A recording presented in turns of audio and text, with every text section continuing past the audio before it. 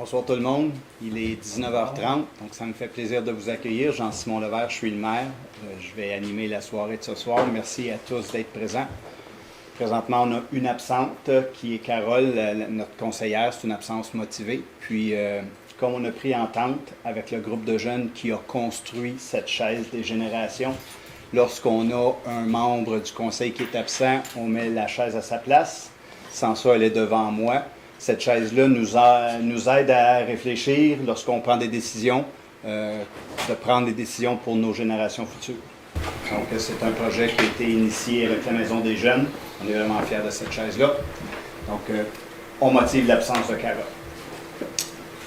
Le premier point à l'ordre du jour, c'est avec beaucoup de fierté que nous prenons un moment ce soir pour souligner un projet tout à fait remarquable qui a vu le jour cet été à Mont-Blanc, le projet Sommet du bonheur.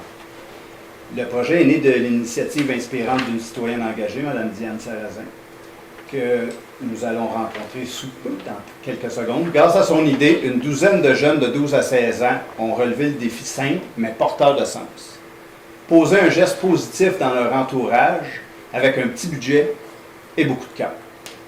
Mme Sarrazin, je vous invite à prendre la parole. Alors, les jeunes, vous savez que c'est très difficile pour moi. Alors, je le fais. Je m'excuse, je vais tout de suite tourner le dos. C'est pas poli, mais je ne peux pas me mettre... Alors, en avril, j'ai commencé ce projet et j'y croyais vraiment à cette petite phrase « Quand on sème du bonheur, on récolte de la fierté ». 15 jeunes de notre municipalité se sont engagés à semer du bonheur durant leurs vacances scolaires. Ils devaient prendre une personne de leur choix et la surprendre avec un petit geste du cœur.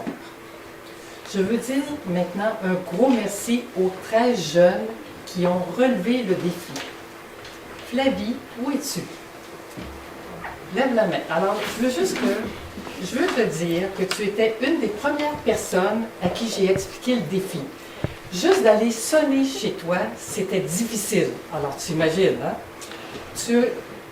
Quand je t'ai expliqué, j'ai vu briller des étoiles dans tes yeux. Tu savais déjà à qui tu donnerais le bonheur. Tu as même réussi à convaincre ton frère Lucas et ton amie Lily de participer à un défi. Sans ton aide, je ne sais pas si j'aurais persévéré. Sans le savoir, tu m'as démontré que ce défi était réalisable et je te dis un gros merci. Ce qui me rend le plus fier dans cette aventure, c'est qu'il y a 13 jeunes courageux de Mont-Blanc qui ont accepté de relever le défi et ils ont réussi. Vous savez, en embarquant dans mon projet, vous m'avez montré que ça valait la peine de persévérer. Je vous remercie pour ces beaux moments de bonheur que vous m'avez donnés quand j'ai reçu vos défis. Vous êtes maintenant des ambassadeurs du bonheur à Mont-Blanc. Et j'espère que vous allez continuer parce que c'est une belle valeur à transmettre autour de vous. Je termine avec un merci spécial à mon chum. Dès le départ, il était convaincu du succès de mon projet. Il m'a soutenu sans relâche pendant 4 mois. Il a travaillé fort, croyez-moi sur parole. Merci beaucoup. Alors, je vais maintenant laisser la place aux jeunes de Mont-Blanc qui ont réussi le défi. J'ai mis les noms par lettres alphabétiques. Alors, on va commencer avec Flavie et Lucas. Alors, Flavie, si tu veux venir. Je vais expliquer le défi. Malheureusement, Lucas est absent ce soir. Alors, Flavie et son frère ont décoré la maison de leur mamie pendant qu'elle était à l'hôpital. Ils ont collé plein de cœurs avec des petits messages encourageants partout dans la maison. Ils ont dessiné des cartes, ont cueilli des fleurs pour lui faire un beau bouquet. Ils lui ont offert une tasse réconfort, des anges qui s'illuminent pour égayer son jardin. Ils voulaient la surprendre à son retour de l'hôpital et je suis convaincue qu'ils ont réussi. Bravo, Flavie.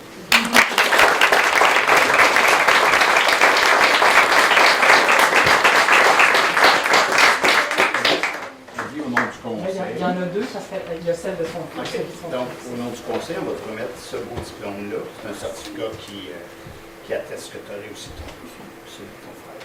Félicitations. Bravo.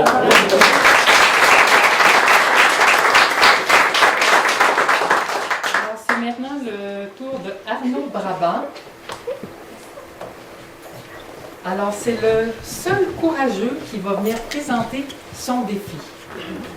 Bravo! En fait, j'ai décidé de semer du bonheur à une personne qui s'appelle Aimée. C'est une personne que je tiens beaucoup parce que nous aide tout le temps quand on a besoin de son aide. J'ai décidé d'utiliser les 20 $ que vous m'avez donnés pour semer du bonheur. Et qu'est-ce que tu lui as offert? 2 pots de fleurs d'automne, puis sont rouges et blanches. C'est parfait. Est-ce qu'il était content? Oui. Est-ce que tu peux nous dire comment tu t'es senti quand tu lui as fait ça? Ben, je me suis sentie fière, puis en même temps, j'étais pas sûre si parce qu'à la base, j'avais pas nécessairement dit que c'était du défi. J'étais pas sûre si il savait ou pas. Après, Mais en bout de ligne, tu étais content? Oui. C'est ça l'important.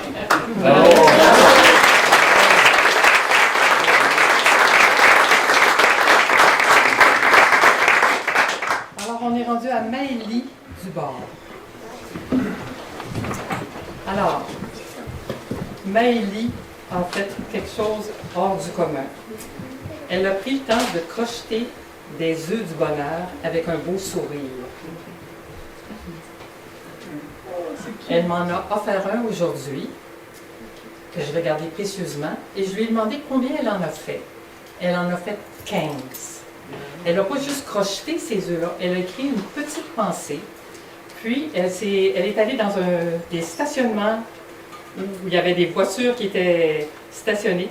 Elle a mis ça dans les pare-brises, puis elle s'est cachée pour voir la joie des gens quand ils découvraient ce qu'elle avait mis sur leur voiture.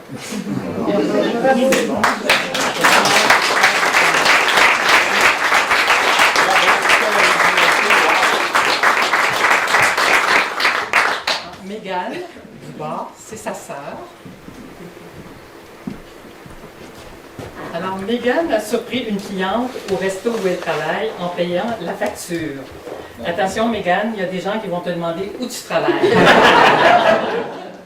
Bravo. Bravo!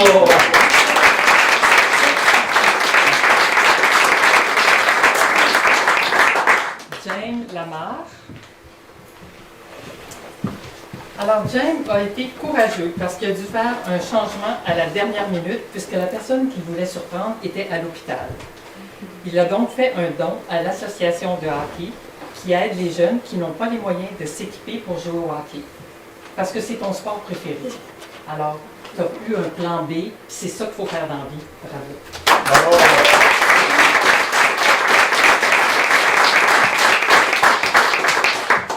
Thomas et Vincent Manceau qui sont absents parce qu'ils viennent les fins de semaine et durant les vacances et ils ont un chalet. Alors, ils ne pouvaient pas venir parce qu'ils ont de l'école. Ils ont offert des bouquets de fleurs à des inconnus. Puis, ça a été particulièrement difficile pour Vincent parce que ça le sortait de sa zone de confort. Alors, bravo pour avoir réalisé le défi. On est rendu à Lily Poirier. Alors, Lily a surpris sa grand-maman en lui offrant une bouteille de vin pour la remercier d'avoir gardé son chien.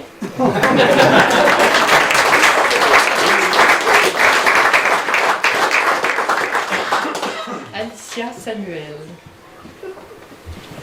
Alicia a offert un beau gâteau à celle qu'elle considère comme sa deuxième mère parce qu'elle est toujours disponible puis tu peux aller chez elle quand tu veux. C'est précieux. Bravo, messieurs. Bravo!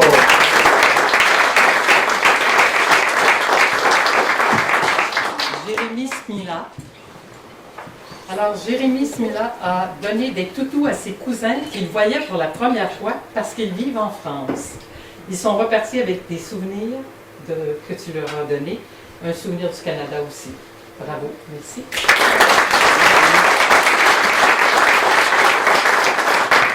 Alexis Tanguay. Il a gardé le lapin de sa voisine pendant qu'il était en vacances. À son retour, il lui a offert un sac de paillis et lui a remis une cage bien propre. Et ça, c'est tout un exploit une cage propre avec un lapin. Et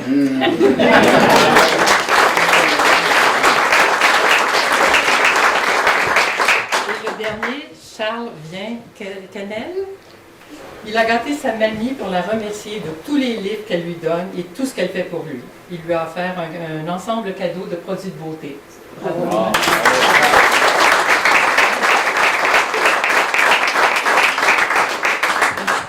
Madame Sarrazin, au nom du conseil, on veut vous remercier pour ce beau projet-là. Quand vous nous l'avez présenté, on a tout de suite embarqué. Sachant mon parcours professionnel aussi, pour moi, c'était très facile. Je veux féliciter les ados qui nous ont sorti des idées merveilleuses. Puis vous aviez le choix d'embarquer ou de ne pas embarquer, vous l'avez fait. Puis c'est sûr et certain que vous aussi, en le faisant, vous avez eu des frissons dans le dos. On vous félicite, on est vraiment fiers de vous. Je veux remercier aussi Nicolas. Nicolas, merci d'avoir fait le pont avec nous autres. Grâce à toi, le projet, on a pu marier nos idées ensemble. Un gros bravo.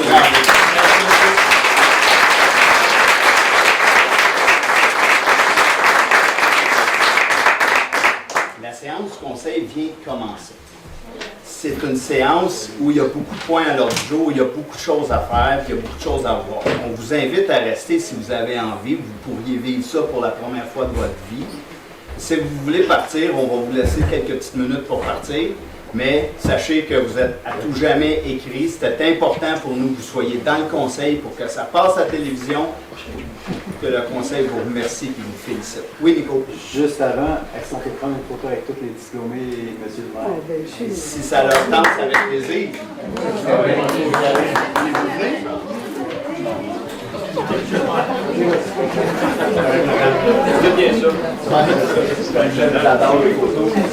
Madame Sarrazin, vous allez venir dans la photo avec moi. Oui.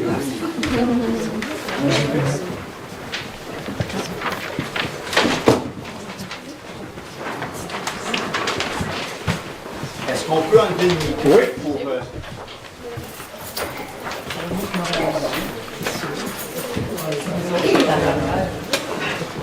Est-ce que nous sommes tous dans l'écran? On dit semis de bonheur dans 3, 2, 1. Semis de bonheur! Yes, sir. Merci. Bravo! Bravo!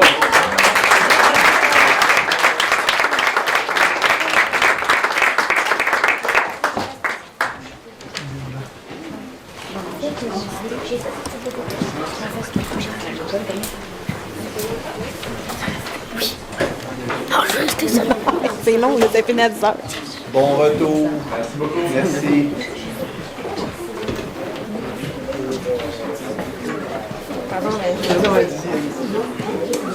Oui, allez-y, Mme Rose. Moi, je peux vous dire une chose, que il y a des émotions qu'on vit au réunion du conseil, mais ce soir, c'est numéro 1. Merci, les jeunes. Vous m'émerveillez.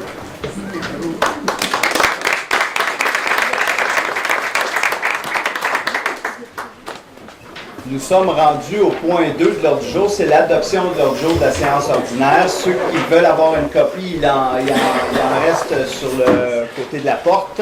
J'ai besoin d'un conseiller qui propose l'ordre. Alors Alain, est-ce que tout le monde est d'accord? Oui. Merci.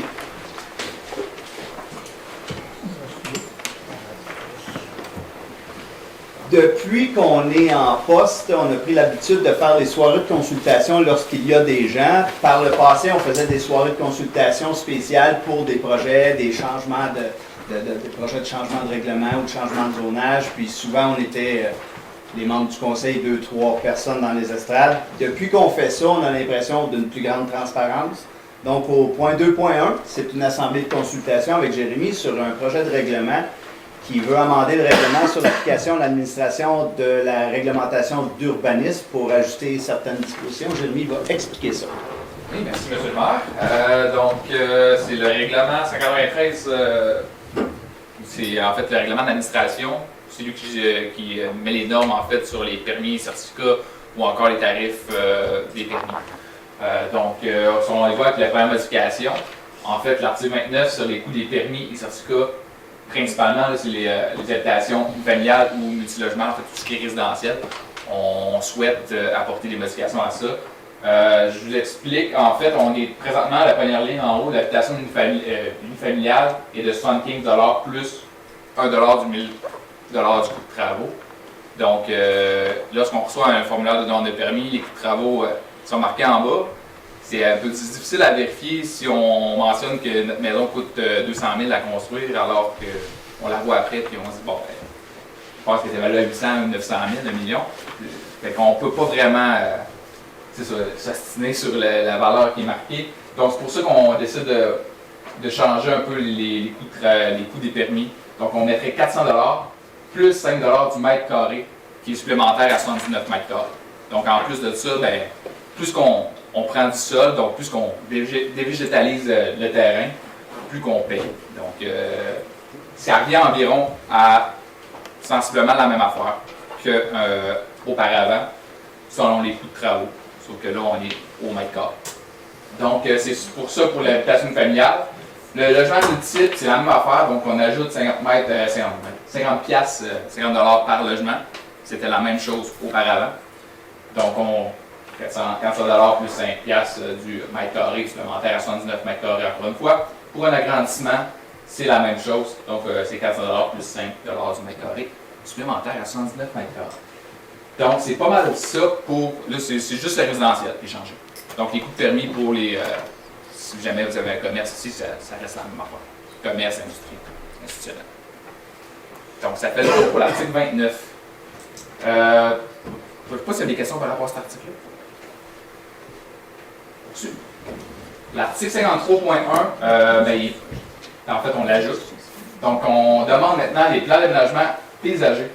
En fait, ça va être requis pour certaines demandes de permis pour les constructions de bâtiments principales, multifamiliales, commerciales, institutionnelles, industrielles. Ce qui, en fait, pour nous préciser, dans le fond, qu'est-ce qu'il va y avoir sur le terrain comme aménagement paysager, la canopée, qu'est-ce qu'il va y avoir de l'air, toute la végétation, etc. Donc, on demande une panoplie d'affaires, donc, qui est en dessous, qui est énumérée ici. Là. Donc, les corps de stationnement, l'écoulement des eaux, qui est à l'autre page suivante. Donc, l'emplacement des dépôts de matières visuelles, etc. Donc, c'est ça. Il faut comprendre que ces changements-là sont initiés parce que depuis plusieurs années, les conditions climatiques sont un défi. Puis là, il faut regarder à comment est-ce qu'on gère l'écoulement des eaux de son terrain, qui ne s'en aille pas vers les voisins ou dans le réseau d'aqueduc municipal trop rapidement pour faire des lavements puis faire. Oui, c'est vrai. Tout ce point-là. 54, l'article 54, donc on fait une petite modification dans le fond. On enlève, c'est supposé être marqué 20 mètres carrés. L'agrandissement de plus de 20 mètres carrés, on met ça à 25. Donc il y a une petite modification là. Pourquoi c'est rendu 25? C'est pour s'ajuster en fait, donc ça c'est pour les plans d'architecture. Donc aussitôt qu'on agrandit à 25 mètres carrés et plus, on demande un plan d'architecture d'un professionnel.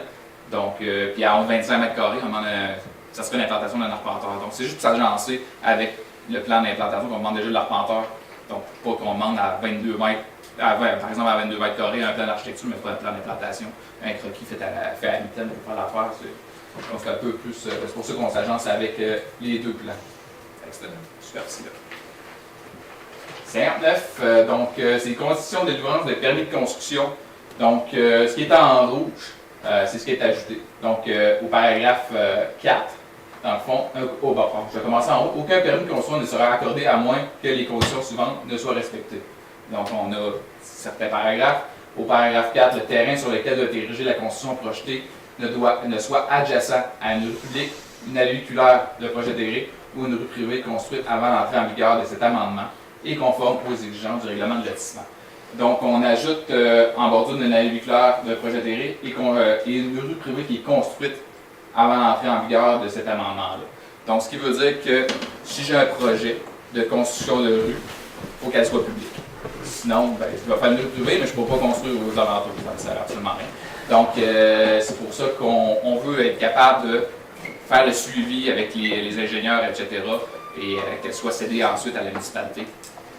Aussi pour le déneigement, etc. par la suite. Donc, c'est pour ça qu'on veut que les prochaines rues soient des rues publiques la plupart du temps, à moins que ce soit un projet intégré, que ça soit géré en copropriété. Je sais pas s'il y avait des questions. Oui? Je sais pas, la diapositive avant, c'est pas une diapositive en tout cas. Moi, on a conçu il n'y a pas longtemps, s'il avait fallu que j'ai tout un plan d'aménagement paysager, peut-être l'écoulement des eaux, je comprends. Ouais. Mais vous voulez avoir aussi les arbres, les types d'arbres et tout ça? Pour le multifamilial, j'imagine que vous n'avez pas construit OK. un multifamilial, donc c'est 4 logements et plus. Là. OK. Donc à ce moment-là, on se retrouve avec le stationnement un peu, tu sais, on parle de 6 cases et plus aussi. Là. OK. Donc on veut quand même que ça soit, qu'on ait une canopée par-dessus, qu'on la voit bien avant d'émettre le permis là, pour être certain qu'est-ce que ça va avoir l'air après. OK. Ça, c'est pour les nouvelles constructions seulement? Pour ce qui est de plan d'aménagement? Oui, ce qu'on lit ici. Là. Ça, c'est la signature des. C'est pas là. Celle-là? Oui, c'est le plan d'aménagement, donc c'est pour les nouvelles constructions. Oui. Okay. Il faut avoir un agrandissement ou non. Un chalet qui devient une maison principale ou ces trucs-là. Non.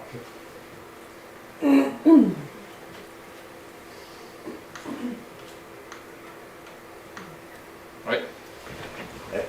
Pour revenir là, au premier point, c'est-à-dire au niveau là, de la modification des prix pour les permis et puis pour l'occupation du sol, Oui. j'imagine que ça va apporter des revenus supplémentaires. C'est difficile à estimer pour le moment. Là. On ne sait pas vraiment ce qui va arriver. C'est quoi les grosseurs des maisons qui vont être. Okay, mais dans le cas où ça apporterait des revenus supplémentaires, est-ce que vous avez pensé à utiliser ces sommes-là, par exemple, pour des projets de nature environnementale? Oui, c'est à l'étude, dans le sens qu'on va regarder combien on a de revenus supplémentaires, si on en a, à la fin de l'année, puis on va comparer l'année d'avant, puis on verra ce qu'on fait avec ce surplus-là. Quand on a initié les travaux sur ça, le conseil rapidement a mentionné qu'on aurait voulu faire un fonds vert avec les revenus supplémentaires. Puis là, Jérémy nous a convaincus de dire on va attendre si ça représente 4-5 $, peut-être pas, mais oui, effectivement, on s'en va vers ça. Ouais, ça vaut la peine peut-être prendre une année pour voir ce que ça va donner comme résultat, puis ensuite peut-être aller vers un fonds vert. Excellent. Merci. Merci, Jérémy. Merci. Merci, bonne soirée. Bon retour. On est rendu au point 3. Le point 3, c'est la période de questions qui porte essentiellement sur les points à l'ordre du jour. On a une période de questions à la fin de la séance qui vous permet de poser des questions que vous apportez ici ce soir. Mais moi, je vous conseille toujours de garder vos questions, même sur les points à l'ordre du jour, pour la fin. Parce que lorsqu'on passe ces points-là, si vous nous posez la question tout de suite, peut-être qu'on y aurait répondu pendant la séance. Donc, mais il y a peut-être des gens qui sont venus expressément et ont envie d'avoir une réponse tout de suite. Donc, est-ce que quelqu'un a des points, a des questions sur les points qui sont à l'ordre du jour? Parfait, gardez-les pour la fin. Merci. Le point 4, c'est l'approbation du procès-verbal, puis c'est le dépôt du procès-verbal de correction. Donc, les membres du conseil ont reçu le procès-verbal de la séance du 5 août. Étant donné que tout le monde l'a lu, est-ce que vous êtes à l'aise avec le PV? Est-ce que tout est conforme? Je propose d'approuver. Est-ce que tout le monde est d'accord? Oui. Merci. 5.1, Anne, c'est notre point de subvention aux organismes à but non lucratif. Oui, normalement, c'est Carole Lasser qui présente le point, mais comme elle est absente, c'est moi qui vais le présenter aujourd'hui. Donc, le Conseil propose d'autoriser le versement des subventions suivantes. À la Société du cancer, 120 $. À l'organisme Avions un enfant, 500 $. Et à la Fondation médicale des Laurentides et des Pays d'en haut, 600 $. Est-ce que tout le monde est d'accord? Oh, excuse-moi, vas-y. Mais j'allais juste dire, la Fondation médicale des Laurentides et des Pays d'en haut, quand on leur donne une subvention, souvent on en bénéficie parce qu'ils ont des défibrillateurs sur lesquels on peut avoir des bons prix. C'est un peu une façon pour nous d'aller chercher, avec nos subventions, ça nous achète aussi ça. Donc, un très bon point. Voilà. Tout le monde est d'accord? Oui. Merci. 5.2, Mathieu, le dépôt de la liste des personnes engagées. J'en fais le dépôt, M. le maire. Merci. 5.3, Michel, rémunération ou allocation payable pour l'élection du 2 novembre 2025. Considérant qu'il y a lieu d'établir les tarifs payables au personnel pour l'élection du 2 novembre 25, je propose de fixer la rémunération payable au personnel électoral pour l'élection du 2 novembre comme suit. Le scrutateur 22, c'est du tarif horaire. Le scrutateur 22 $, secrétaire au bureau de vote 22 $, préposé à l'information et maintien de l'ordre 22 $, secrétaire, tout membre d'une commission de révision 23 $, agent réviseur 23 $, président ou membre de la table de vérification d'identité 22 $. Pour le président d'élection a le droit de recevoir la rémunération suivante. Lorsqu'il y a scrutin, 770 $ pour les fonctions qu'il exerce pour la tenue du scrutin. Lorsqu'il y a un vote par anticipation, 670 $ pour les fonctions qu'il exerce pour la tenue du vote par anticipation. Pour l'ensemble de ces autres fonctions, 50 sous par nom d'électeur inscrit sur la liste électorale à la date de son entrée en vigueur. Le secrétaire d'élection a droit de recevoir une rémunération égale à 75% de celle du président d'élection. L'adjoint au président d'élection a le droit de recevoir une rémunération égale à 50% de celle du président d'élection. Lorsqu'il sera requis d'utiliser des employés municipaux dans le cadre des travaux prévus par la tenue des élections pendant leurs heures régulières de travail et pour des fonctions non prévues à la présente résolution, ceux-ci recevront leur rémunération selon leurs tarifs prévus à la convention collective en vigueur. Lorsqu'il sera requis de procéder à l'embauche de personnel temporaire qui agira principalement au niveau du processus électoral, ce dernier sera rémunéré selon le tarif prévu à la convention collective en vigueur. Tout le monde est d'accord avec la proposition? Oui. Merci. 5.4, Guy, avis de motion. Oui, je donne à la présente Assemblée un avis de motion à l'effet que sera présenté à une séance subséquente pour adoption un règlement numéro 323-2025 concernant l'allocation des infrastructures municipales et décrétant les tarifs applicables à compter du 1er janvier 2026. Et je procède au dépôt du projet de règlement 323-2025. Merci. 5.5, Anne, consultation sur le projet Maison Canada. Oui. Est-ce que les gens sont au courant du projet Maison Canada 2025? Donc, essentiellement, c'est le gouvernement Carney qui va faire un programme pour aider la mise en place des nouvelles entités en fait, qui sont chargées de construire des logements abordables. C'est des programmes qui sont faits surtout pour les grandes villes. Ça s'applique beaucoup aux grandes villes. Puis la Fédération des municipalités du Québec veut que ce programme-là soit étendu aux régions ici, pour les régions qui ont un taux d'inoccupation en dessous de 1 %. Donc, c'est ça. Donc, je propose d'appuyer la FQM, la Fédération des municipalités du Québec, dans ses démarches auprès du ministre du Logement, des Infrastructures et des collectivités, et de recommander que Maison Canada soutienne autant les communautés en région que les grands projets de développement immobilier en adoptant une approche adaptée, modulée, basée sur l'importance des besoins et l'impact des projets pour les collectivités et non seulement sur le nombre d'unités que contient un projet. Voilà. Il va y avoir une copie de la résolution qui va être transmise aux personnes et organisations suivantes. Mark Carney, Premier ministre du Canada, Gregor Robertson, ministre du Logement et de l'Infrastructure fédérale, François Legault, Premier ministre du Québec, France-Hélène Duranceau, ministre délégué à l'habitation, notre député fédéral et Fédération québécoise des municipalités et Fédération canadienne des municipalités. Tout le monde est d'accord? Oui. Merci. 5.6, Guy, autorisation de procéder à la saisie-exécution immobilière. Oui. Est-ce que tu vas mettre la carte ou... OK. Télésino. Oui. Bon, considérant qu'un jugement a été rendu le 3 juillet 2025 contre la succession de José Lévesque pour taxes foncières impayées pour un montant total de 5 050 $, plus les intérêts et les frais judiciaires à compter du 17 avril 2024, représentant les taxes impayées pour les années 2023 et antérieures, considérant que toutes les démarches effectuées pour obtenir le paiement des sommes dues se sont avérées vaines, il est proposé d'autoriser la saisie et la vente de l'immeuble appartenant à José Lévesque, situé au 1539 chemin du lac Colibri, soit le lot 5 413 756 du cadastre du Québec. et d'autoriser l'émission d'un chèque au montant de 1 500 $ à l'ordre de Desjardins huissier qui agira à titre d'officier de justice pour la saisie exécution immobilière. Est-ce que tout le monde est d'accord? Oui. Merci. 5.7, Réal, appui à la municipalité de Sainte-Justine de Newton. Considérant que le programme Emploi d'été Canada soutient financièrement l'embauche de jeunes de 15 à 30 ans, permettant aux municipalités d'offrir des services de proximité, notamment dans les domaines des loisirs et de la culture. Considérant que les jeunes engagés via ce programme sont principalement affectés à des services essentiels comme les camps de jour municipaux, considérant que les coupures observées dans le cadre du programme pour 2025 réduisent considérablement la capacité des municipalités à offrir des services, considérant que les incohérences observées entre les orientations du gouvernement du Québec et celles du gouvernement du Canada quant à l'intégration des jeunes au marché du travail crée une situation d'ambigu et nuisible pour les municipalités.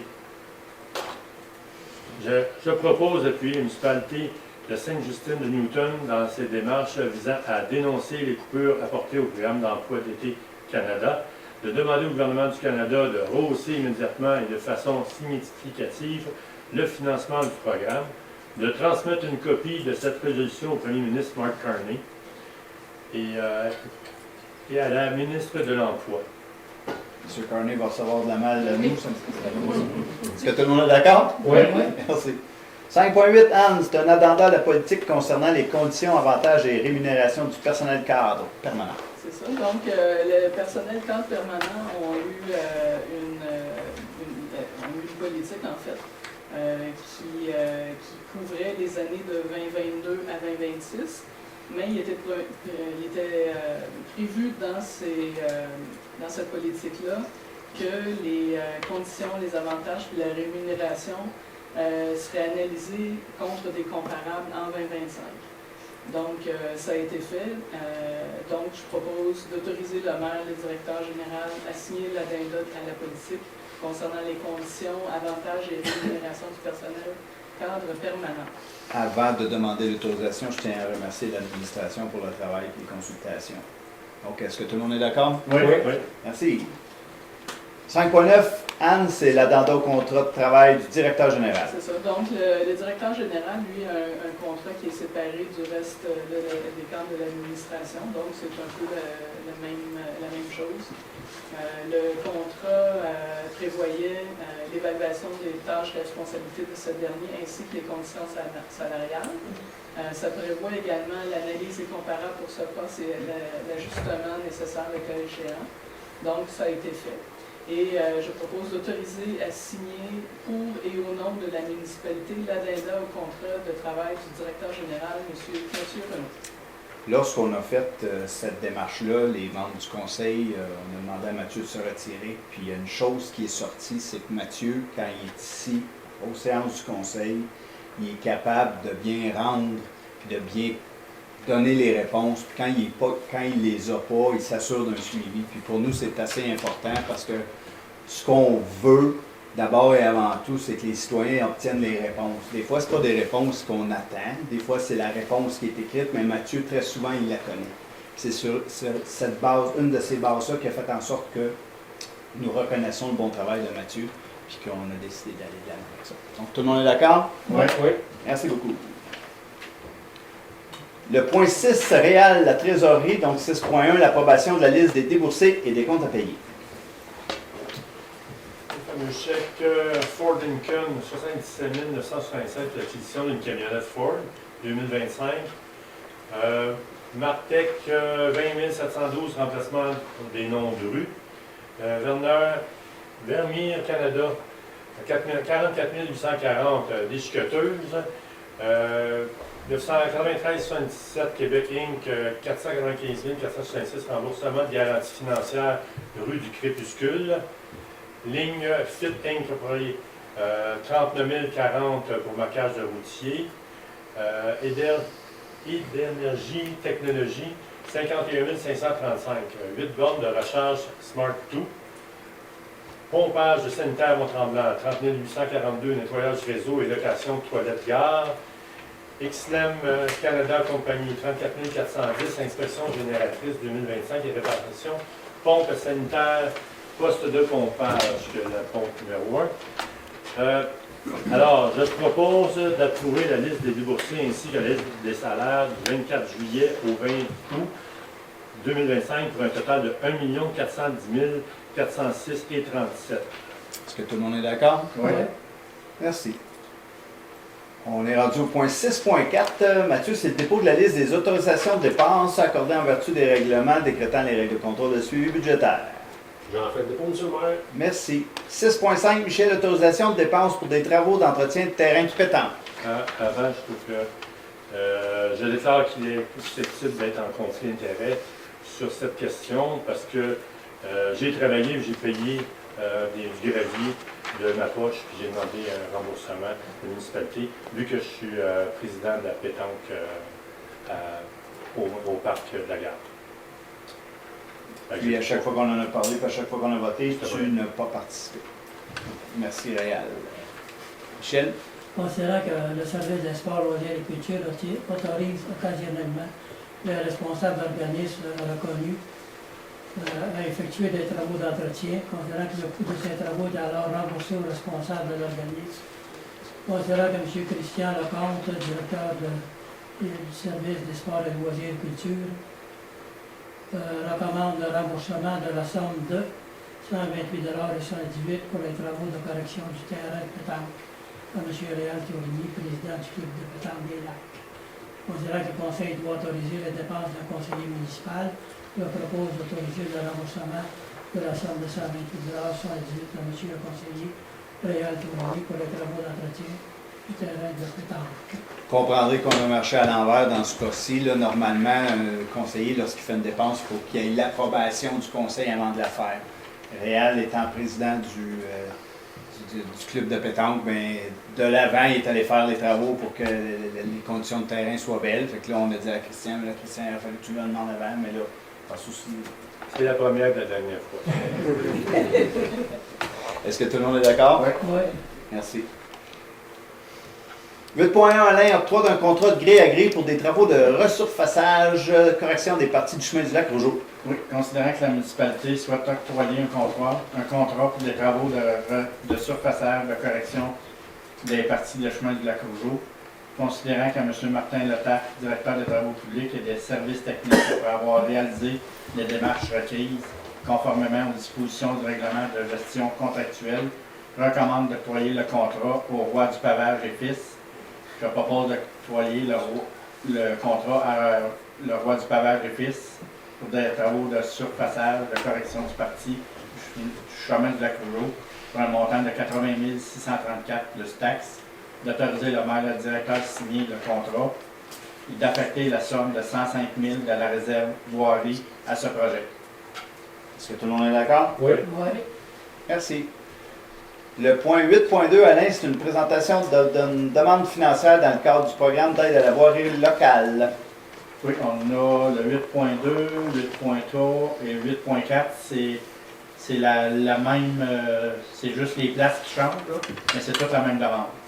Considérant que le programme d'aide à la voirie locale, le PAVL, vise à assister les municipalités dans la planification, l'amélioration et le maintien des infrastructures du réseau routier local et municipal dont elles ont la responsabilité, considérant que les membres du Conseil ont pris connaissance des modalités d'application du PAVL, considérant que les interventions visées dans la demande d'aide financière concernant des routes sous l'autorité municipale et des travaux admissibles à l'aide financière, considérant que seuls les travaux réalisés après la date figurant sous la lettre d'annonce sont admissibles à une aide financière, considérant que la municipalité choisit d'établir la source de calcul de l'aide financière selon l'option suivante, l'estimation détaillée, l'offre de service, le bordereau de soumission, considérant que le chargé de projet de la municipalité, M. Latable, directeur des services, travaux publics et des services techniques, je propose d'autoriser la présentation d'une demande d'aide financière, de confirmer l'engagement de la municipalité à respecter les modalités d'application en vigueur, reconnaît qu'en cas de non-respect de celle-ci, l'aide financière sera résiliée et certifie que M. Martin Letape est dûment autorisé à signer tout document ou entente à cet effet, y compris la convention d'aide financière lorsqu'applicable avec le ministère des Transports et de la Mobilité durable. Si je vulgarise, là, il y a certains tronçons de chemin pour lesquels il est possible pour les municipalités de faire des demandes d'aide financière parce que ces tronçons-là ont été cédés par le gouvernement du Québec. Donc, nous, la stratégie qu'on a, c'est qu'on identifie des tronçons pour lesquels on peut aller faire des travaux à coût réduit si nous obtenons la subvention. Là, dans ce cas-ci, on parle du chemin du lac Rougeau, on parle certains ponceaux sur le chemin des lacs, puis on parle aussi de la rue principale. Ce sont des tronçons du chemin qui ont déjà appartenu au MTQ, mais qu'ils ont, cédés dans la réforme cédés dans la réforme Ryan. Puis là, ben, ils ont l'obligation de nous aider pour l'entretenir. Fait que nous, notre stratégie, c'est que quand on a des travaux à faire, on privilégie les chemins pour lesquels ça nous coûte le moins cher possible parce qu'on n'a pas notre taux de taxation qui nous permet d'économiser de l'argent pour les chemins, c'est nos 2 sous qu'on appelle la scène à Jean-Paul parce que c'est Paul et puis c'est moi qui étais à l'époque conseiller. Fait qu'on est allé chercher 2 sous sur votre compte de taxe, du 100 $ d'évaluation. On a des montants qui nous viennent des sablières, des carrières, c'est des redevances de transport. Puis on a aussi la réserve, c'est quoi le nom de l'autre? J'oublie, j'ai un blanc de mémoire là. Notre 3. Une petite subvention du député. C'est ça. Aussi. Donc là, aujourd'hui, ce qu'on fait pour l'an prochain, on fait des demandes pour ces 3 tronçons-là. L'an passé, la majorité des demandes ont été balayées du revers de la main. On a sorti des sous pour faire le surfaçage du chemin du lac Rougeau qu'on vient de passer en résolution. Puis on a fait les chemins en haut, là, j'oublie les noms du Cerf et du Caribou. Chemin Nord. Donc, pour le 8.4, est-ce que tout le monde est d'accord? Oui. Merci beaucoup. Merci Alain. 8.5, Anne, embauche de... Oui. Parce qu'il y a 2, 3, 4. Alain a dit 2, 3, 4 pour vous autres. Est-ce que tout le monde est d'accord avec 2, 3, 4? Donc, dans le fond, ce sont les mêmes résolutions mot à mot, mais les trois espaces que je vous ai dit, là. Chemin du lac Rougeau, la rue principale, puis les ponceaux de chemin des lacs. Ponceaux de chemin des lacs. Vous êtes d'accord avec les 3? Oui. Merci. 8.5, Anne, embauche de M. Marius Tutéa au poste de coordonnateur au service technique.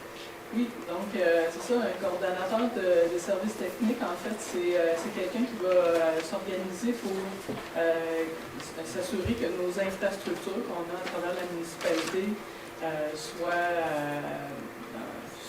comment je dirais ça, bien entretenues au fil du temps. Donc, c'est quelqu'un qui planifie, qui coordonne, qui supervise les travaux qui sont liés à la conception, l'entretien et le développement des infrastructures municipales. Il va encadrer aussi le responsable des aqueducs et des égouts, puis il va s'assurer du respect des normes gouvernementales et analyse les données d'exploitation. Il va agir aussi comme conseiller auprès des services municipaux et il veille à la réalisation des projets dans les budgets prévus. Donc, c'est M. Marius Tutela qui a été suggéré par Martin Letarte pour être embauché pour ce titre-là. Et puis, donc, je propose de procéder à l'embauche de M. Marius Tutela au poste de coordonnateur au service technique à compter de la date qui sera prévue à son contrat de travail. Pour nous, c'est une excellente nouvelle parce qu'on est assujetti à certaines normes pour des subventions. Puis lui, ça fait longtemps qu'on compte dessus pour faire un inventaire de nos infrastructures. Une fois qu'on va faire un inventaire, puis on va être capable de mettre les chiffres sur ce qu'on a, puis ce qui est usé, puis ce qui l'est moins, puis faire une planification, bien, on va être encore plus éligible à certaines autres subventions. Ça fait quelques années qu'on attend après ça, fait qu'on est vraiment, vraiment content. Est-ce que tout le monde est d'accord avec son embauche? Oui. Merci beaucoup. Comité consultatif d'urbanisme, CCU, Alain, 9.1, c'est un PIA. Considérant qu'une demande de projet de lotissement horaire qui est déposée au service de l'urbanisme et de l'environnement par M. Jean-Pierre Carignan, mandataire pour Club de golf Mountain Acres, considérant que la demande est assujettie au PIA, considérant que la demande est assujettie au règlement de contrôle intérimaire de la MRC des Laurentides, considérant que le projet consiste en la création de 21 lots divisés en 3 lots indivisés, considérant que les travaux proposés respectent les objectifs et critères du PIA, considérant que les travaux respectent les objectifs de la MRC et de la Laurentide, considérant que le comité consultatif recommande au conseil municipal d'accepter le PIA, je propose d'accepter le PIA, le tout conformément à la résolution du CCU. S'il n'a pas donné suite par la délivrance d'un permis de lotissement au plus tard le 1er septembre 2027, cette résolution devient caduque. Est-ce que tout le monde est d'accord? Oui. Moi, j'avais juste une précision. Peut-être, je sais ça, dans le cadre de ce projet, j'ai noté que sur ce terrain-là, il y avait une piste qui passait là-dessus, qui est une piste traditionnelle, qui est la piste de ski de fond de la Maple Leaf. Donc, c'est ça. Fait que ça a été discuté au conseil, mais ça a été approuvé malgré le fait que cette piste-là passe dans le projet. Donc, tout le monde est d'accord? Oui. Merci. 9.2, c'est un autre PIA. Considérant qu'une demande de permis de construction a été déposée au service de l'urbanisme et de l'environnement par Michael Larrivée, représentant de 4081 Québec Inc. en faveur d'une propriété située sur la rue du Crépuscule, c'est pas loin de la cabane à sucre ici.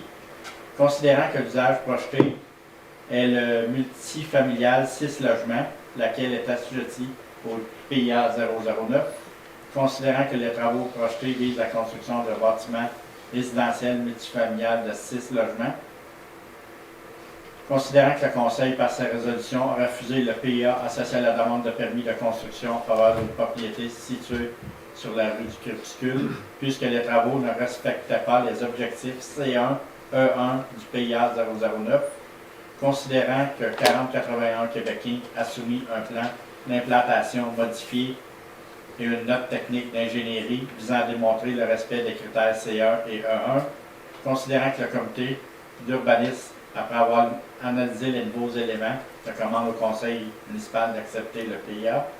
Je propose d'accepter la demande de permis de construction en faveur de la propriété sur la rue du Crépuscule, le tout conformément à la recommandation du CCU. Tout le monde est d'accord? Oui. Merci. 9.3, c'est un autre PIA. C'est la même chose, c'est un bloc, un en avant de l'autre. Considérant qu'une demande de permis était déposée au service de l'urbanisme 4081, considérant que le Conseil, par sa résolution, a refusé le PIA, c'est les mêmes critères, C1, E1, du PIA 009, considérant que Québec a soumis un plan d'implantation, considérant que le comité consultatif d'urbanisme, après avoir analysé, recommande au Conseil municipal d'accepter le PIA, et je propose d'accepter le PIA. Tout le monde est d'accord? Oui. Merci. 9.4, un autre PIA. Considérant qu'une demande de certificat d'autorisation a été déposée au service de l'urbanisme et de l'environnement par M.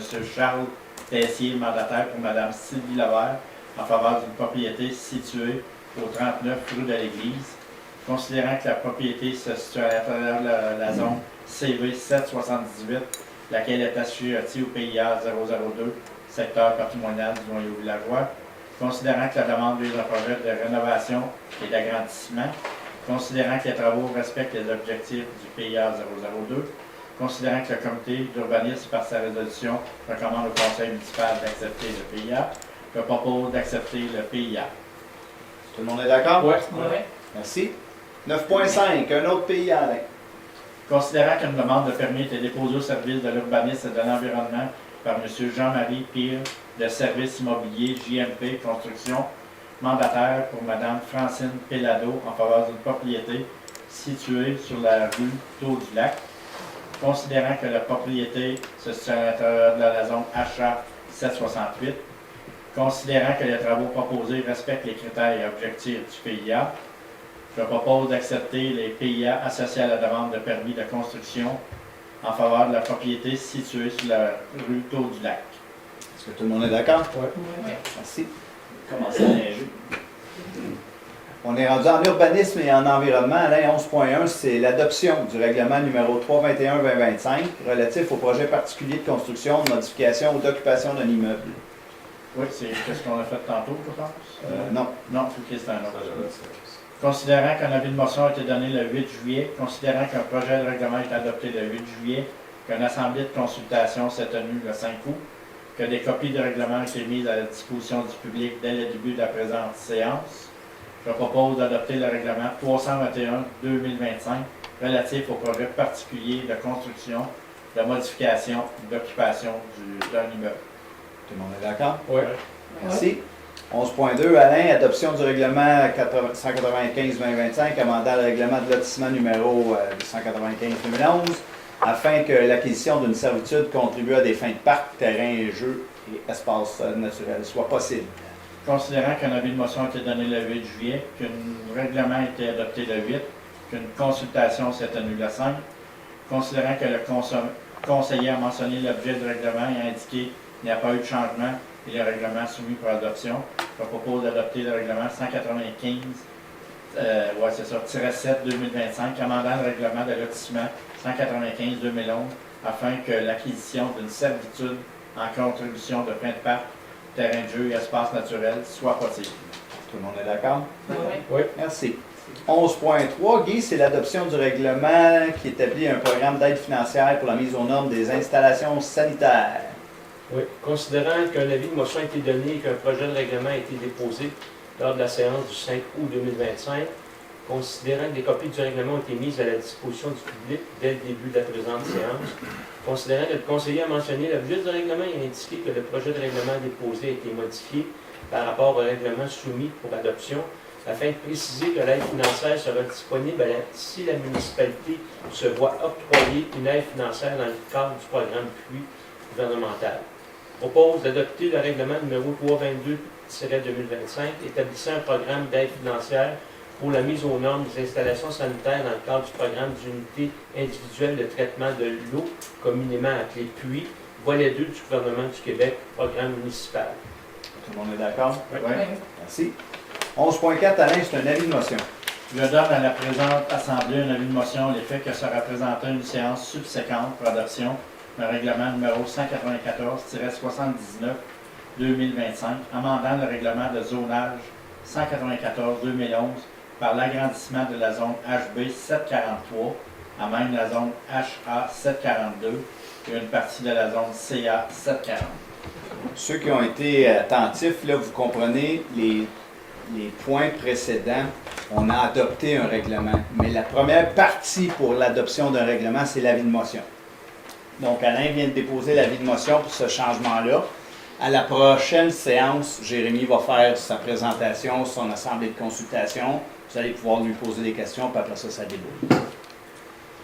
11.4, Alain, c'est un autre avis. Non, je m'excuse. 11.5, c'est un autre avis de motion. Oui. Ah non, excuse-moi, c'est une adoption de projet de règlement. Considérant que la municipalité a reçu une demande de modification réglementaire afin d'agrandir la zone HB 743 à même la zone HA 742 et une partie de la zone CA 740 afin de permettre les habitations multifamiliales isolées d'un maximum de 9 logements dans ces zones, considérant que le Conseil souhaite permettre uniquement l'usage unifamilial et bifamilial à moins de 50 mètres de la rue Saint-Faustin, je propose d'adopter le projet de règlement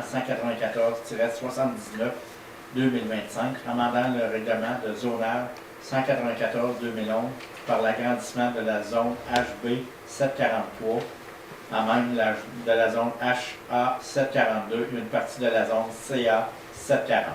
Donc ça, c'est comme la deuxième étape. On adopte le projet de règlement qui va vous être présenté en consultation la semaine prochaine. Est-ce que tout le monde est d'accord avec ça? Oui. Merci. Le mois prochain, je m'excuse. Ça va vite, ça va vite. Un autre avis de motion, Alain, 11.6. Je donne à la présente Assemblée un avis de motion à l'effet que ça représentait une séance subséquente pour adoption un règlement 194-80-2025, amendant le règlement de zonage 194-2011 afin d'augmenter le nombre de logements possibles à 16 pour l'usage multifamilial isolé dans la zone CV 751. Donc, tu déposes l'avis de motion, puis la 11.7, c'est l'adoption du projet de règlement.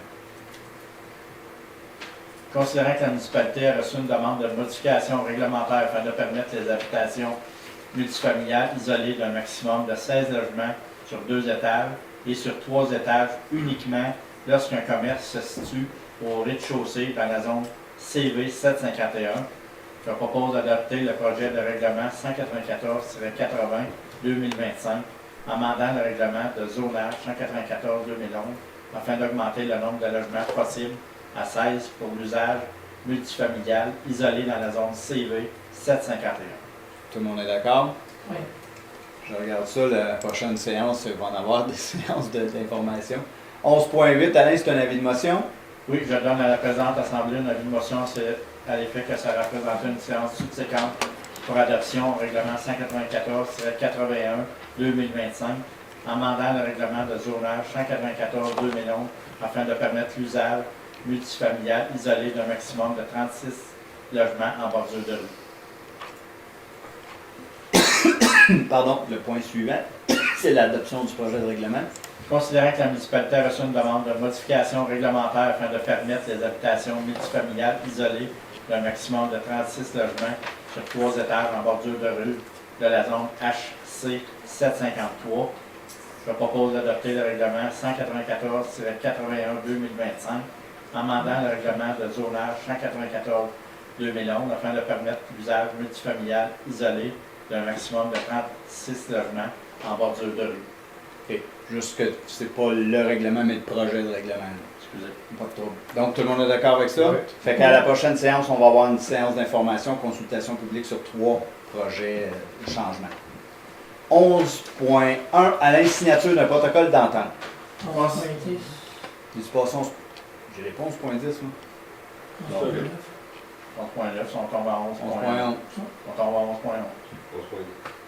11.10. On va changer l'autre. Coquille. Merci, Michel. On a-tu le même, au moins? On a-tu tout ça, là, 11.11? 11.1. 11.1. OK. Vous allez passer à 0 avec moi. Ah. Il y en a que zéro qui m'ont dit. Considérant que la municipalité, par sa résolution 112-09-07-2021, a approuvé le projet de lotissement majeur du projet Le Maurice, considérant que le projet de mise en place de services publics porte sur une partie du lot existant, considérant qu'un protocole d'entente a été préparé par le service des travaux publics et le service de l'urbanisme et de l'environnement, je propose d'autoriser le maire et le directeur général à signer le protocole d'entente à intervenir entre la municipalité et David Inc., dont copie est jointe à la présente résolution pour en faire partie intégrante, si le requérant n'a pas signé le protocole d'entente dans un délai de 6 mois à compter de l'adoption de la présente résolution, celle-ci devient nulle et caduque, tel que prévu à l'article 22 du règlement 246-2016 relatif aux travaux municipaux et d'infrastructures et d'abroger la résolution numéro 130-23-06-2025. Tout le monde est d'accord? Oui. Je ne sais pas si vous avez remarqué, là, mais cette phrase-là, on l'a maintenant ajoutée, là, c'est que si on reçoit une demande, qu'on émet un permis, puis que ça n'avance pas avant un délai, bien, la demande s'annule.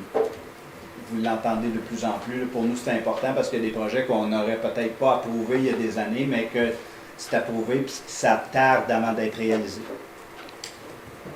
On est rendu à Sport et Agriculture, 13.1. Michel, présentation d'une demande d'aide financière. Considérant que la municipalité souhaite embaucher des ressources pour permettre aux enfants à besoins particuliers de fréquenter le camp de jour à l'été 2026, je propose d'autoriser M. Christian Lecomte à présenter et signer pour et au nom de la municipalité une demande d'aide financière à la Fondation Tremblay pour le financement des accompagnateurs pour permettre aux enfants ayant des besoins particuliers de pouvoir participer au camp de jour de la saison 2026. Tout le monde est d'accord? Merci. Michel, encore, c'est une demande de remboursement d'inscription d'un enfant au camp de jour. Considérant que le Conseil a reçu une demande de remboursement de l'inscription d'un enfant au camp de jour pour des raisons exceptionnelles, considérant que le Conseil est d'accord pour procéder au remboursement de l'inscription, je propose d'autoriser le remboursement de la somme de 515 $ pour le camp de jour 2025 à Mme Linda Martin. Est-ce que tout le monde est d'accord? Oui. Oui. Merci. On est rendu au point 14, le tour de table des membres du Conseil. Michel, as-tu quelque chose? Un dernier rappel là, pour la course de boîte à savon, le 13 septembre.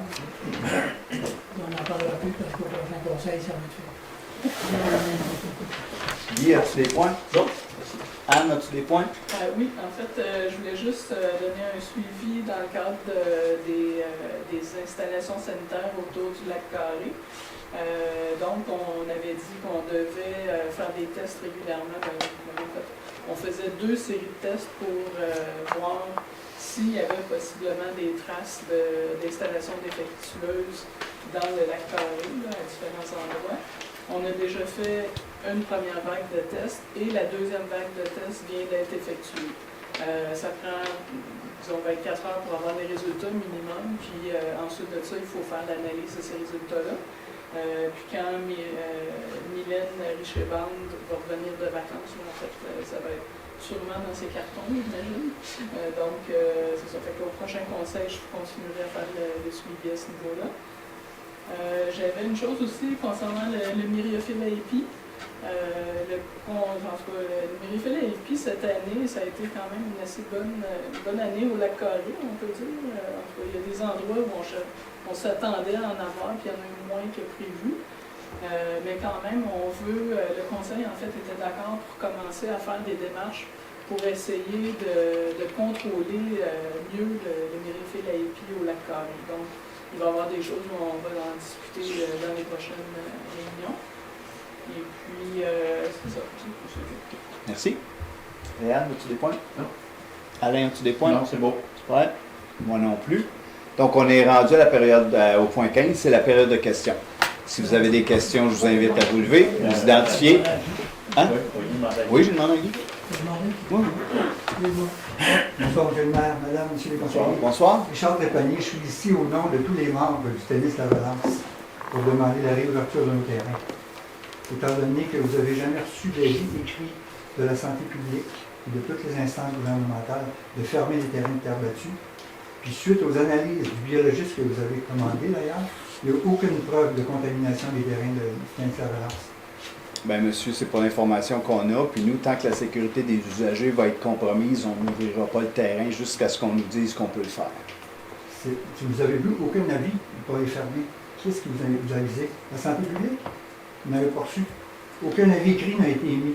Bien, on a des communications que notre direction générale nous a présentées qui nous disent qu'on a des taux, puis on est au nombre alarmant. Donc, on est au nombre alarmant.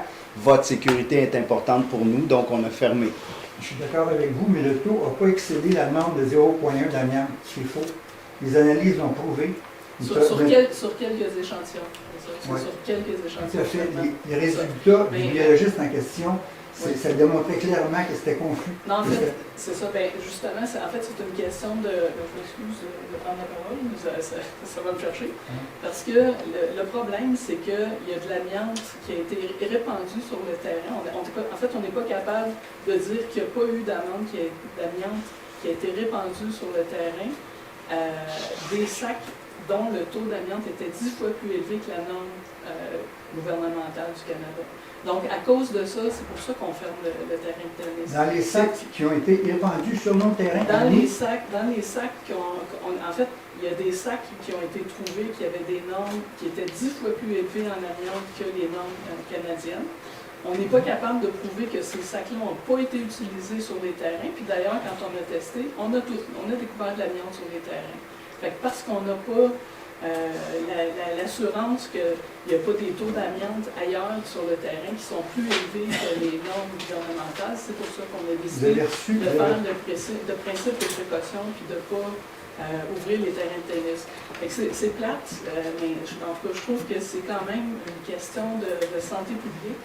Puis on ne voudrait pas, là je parle vas-y, ça va super bien. Un autre conseil, on ne voudrait pas être accusé de négligence, là, puis d'avoir permis des activités qu'on savait qui pourraient peut-être potentiellement mettre la santé des utilisateurs de terrain de tennis en... On comprend très bien ce que vous voulez dire, chère madame, mais si tous les membres allaient de leur propre rythme, de leur propre risque, en vous dégageant de la responsabilité de notre santé à nous, mais ça fait plus de 50 ans que je joue sur terre battue. Denise, notre doyenne, a joué sur terre battue toute sa vie. Là, on est en connaissance de cause. Puis honnêtement, là, moi, dans 20 ans, je ne voudrais pas apprendre qu'un de mes citoyens est décédé du cancer de l'amiante parce que je joue sur le terrain de tennis. Je ne serais pas capable de vivre avec ça. Je ne serais pas capable de vivre avec le fait aujourd'hui vous nous dites ça, mais il y a quelqu'un demain matin qui ne signe pas la pétition puis qui finalement décide de nous poursuivre. Ça n'arrivera pas. De quelle façon on peut procéder pour réouvrir les terrains? Parce que c'est un joyau que vous avez ici. Ça fait 22 ans que Totalement d'accord avec vous. Ça fait 22 ans que le club de tennis de la Relance existe grâce à Denise Ross, qui l'a créé avec notre ami Régent Soucy. 22 ans à enseigner du tennis, à créer une passion, à faire pratiquer un sport qui nous tient à cœur. Là, vous nous fermez ça en plein été. On est totalement désolé, mais on ne changera pas d'avis. Votre sécurité est importante pour nous. Puis tant qu'on n'aura pas d'avis qui nous dit qu'on va pouvoir procéder, on ne procédera pas. On ne prendra pas ce risque-là. On attend après Santé Canada, c'est ça, Mathieu? On attend après Santé publique. Dans le fond, ils veulent avoir les protocoles officiels d'inspection et tout ce qui vient avec. Nous autres, nous ont même... On a eu des communications qui recommandent de ne pas faire de test de sol présentement. Oui, tout à fait. Parce qu'ils n'ont pas de protocole d'échantillonnage pour valider le nombre d'échantillons qui doivent être pris sur chacun des terrains pour le valider.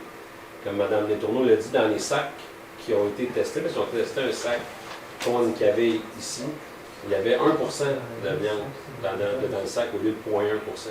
Donc il y en avait 10 fois trop dedans. Dans les sacs qui ont été utilisés sur nos terrains. Oui.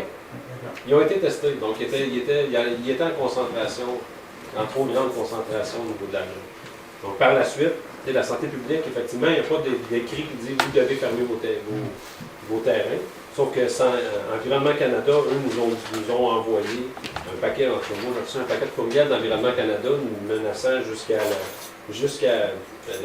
d'amende si on utilisait ces sacs-là, parce que c'est des sacs qui, à leur sens, sont illégaux. On ne devrait pas avoir ça, on n'aurait pas dû avoir accès à ça ou l'acheter. Mais bon, ça a été fait, je pense, en mon père de famille. Comment vous expliquez que tous les terrains de la région de l'Herbatus sont ouverts? Moi, je me sens là-dessus, monsieur, que je ne me prononcerai pas. Parce que des tests de fait. Puis moi, j'ai travaillé sur la terre battue. Pendant 15 ans, j'ai enseigné le tennis, j'ai refait des terrains de terre battue. J'ai 73 ans, j'ai jamais eu de problème de santé à date. Puis je ne pense pas en avoir depuis le temps que je joue au tennis, depuis que je suis tout jeune. Puis la terre battue, c'est pas plus dangereux. C'est beaucoup plus dangereux d'arrêter de pratiquer un sport que de jouer sur terre battue en plein air, à mon avis.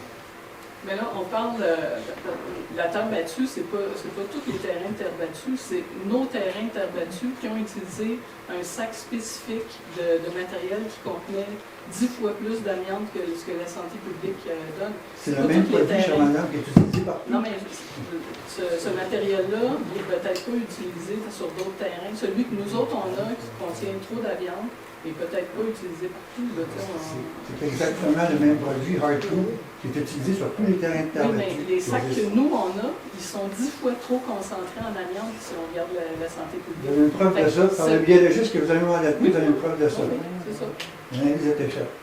Qu'est-ce que vous en pensez, M. le Président? Dans les sacs, c'est un fait. Comme on dit d'ailleurs. Les sacs, il y a un problème avec les sacs, on touche pas ça. Ça ne sert à rien de débattre de ça, c'est acquis dès le début. Ce qu'on parle, c'est la teneur en amiante dans les terrains. Les tests de la biologiste a fait 2 échantillonnages sur à peu près 10 cm². Un échantillon, il est à 0,1, qui est la limite supérieure, permise par la CNSST. L'autre échantillon est à 0%. C'est sûr que, idéalement, il aurait probablement dû faire une 50aine d'échantillons, faire une médiane ou une moyenne, en tout cas pour déterminer si oui ou non, le terrain lui-même, pas les sacs, le terrain lui-même, si on peut jouer dessus, s'il est assez simple pour jouer dessus. Et effectivement, comme vous disiez, comme on l'a vu dans le rapport, la biologiste ne pouvait pas conclure à une quelconque toxicité des terrains. Pas les sacs. Les sacs, on ne touche plus. Les terrains n'ont pas été reconnus officiellement comme étant toxiques par qui que ce soit. Que ce soit la santé publique ou que ce soit l'Environnement et les changements climatiques Canada. Nulle part. Mais pas encore. Le mot, pour le moment, là, vous avez pris une action préventive. Basée sur rien. Préventive. Basée sur rien. Basée sur le 0.1, Guy, on va se le dire. Là, le 0.1, quand tu te fais dire 0.1, c'est la norme qui est le critique. n'est pas à 0.1. En fait, la norme, c'est pas le terrain n'est pas à 0.1. C'est pas la norme, mais c'est le... Je veux juste expliquer, en fait, c'est que le gouvernement canadien dit que tu ne vas pas être capable de tester de traces d'amiante dans le matériel que tu utilises. Le minimum qu'on peut tester, le minimum qui est considéré comme étant une trace d'amiante, c'est en dessous de 0,1%. Nous autres, on est arrivé à 0,1% sur un échantillon, un échantillon ou deux échantillons sur les 5 échantillons qui ont été pris. Attends une minute. Non, il y a juste 2 échantillons. Non, il y a seulement eu 2 échantillons, pas 5. 2 échantillons, un à 0% et l'autre à 0,1. Ça serait tellement facile de vous dire, allez-y, jouez. Nous autres, on ferait ça comme ça, puis ça serait réglé. Mais Guy, je ne vivrai pas avec ça. Je te le dis, je te l'ai nommé, je te l'ai écrit. Oui, ça fait de la peine, je m'excuse totalement, je vous frustre. Mais moi, si on me dit que c'est à risque, je ne le prends pas, ce risque-là. Qui est-ce qui a dit ça? C'est écrit dans le rapport. C'est écrit nulle part que des... Mathieu, c'est écrit dans le rapport. C'est pas écrit nulle part. Je l'ai vu, le rapport. C'est pas écrit nulle part.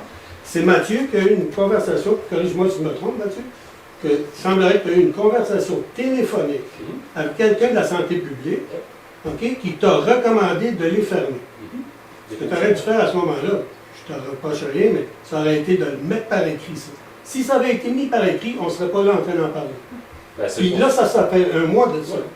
Mais dans 2 mois, il n'y a rien depuis 1 mois qui est sorti par écrit de la santé publique, ni de... Ben, écoute, moi, je ne l'ai pas vu. Ben, il y a des communications qui ont quand même été faites. Toi-même, tu m'en as transféré, Guy, de la SAM. Oui.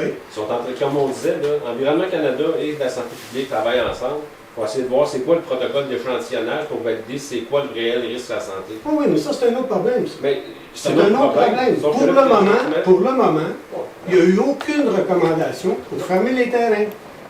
Aucune. Écrite.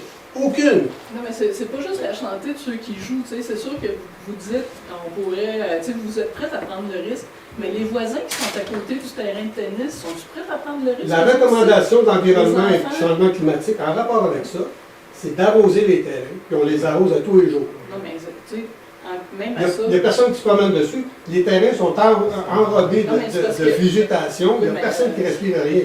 On ne sait pas. On ne sait pas. Ben, quand tu le sauras, tu me le diras, puis on les fermera les terrains. Mais pour le moment, il y a rien. Bon, la question a été posée, la réponse a été donnée. Je vous écoute, monsieur, vous avez une question. Oui, mon nom est Pierre Audet, je suis résident, je suis également joueur de tennis, je fais partie du club de la Relance. Moi, j'aurais besoin d'informations sur la situation. Je ne comprends pas.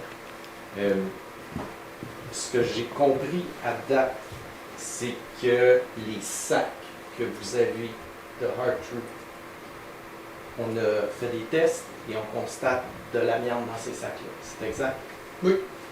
Je me suis de t'interrompre, mais le prélèvement a été fait sur un sac. Sur un sac. J'étais présent quand ça s'est passé. D'accord. Est-ce qu'on sait si ces sacs-là auraient dû ne pas contenir d'amiante selon le manufacturier? Ah, pas selon le manufacturier, selon la norme. santé publique. Ben, selon le manufacturier aussi, parce que sur le sac, c'est écrit 0,1, alors que c'est 1% dedans, il y a 10 fois trop dedans. D'accord. Est-ce qu'il y a une erreur en quelque part? Est-ce que c'est le manufacturier qui a mal dosé?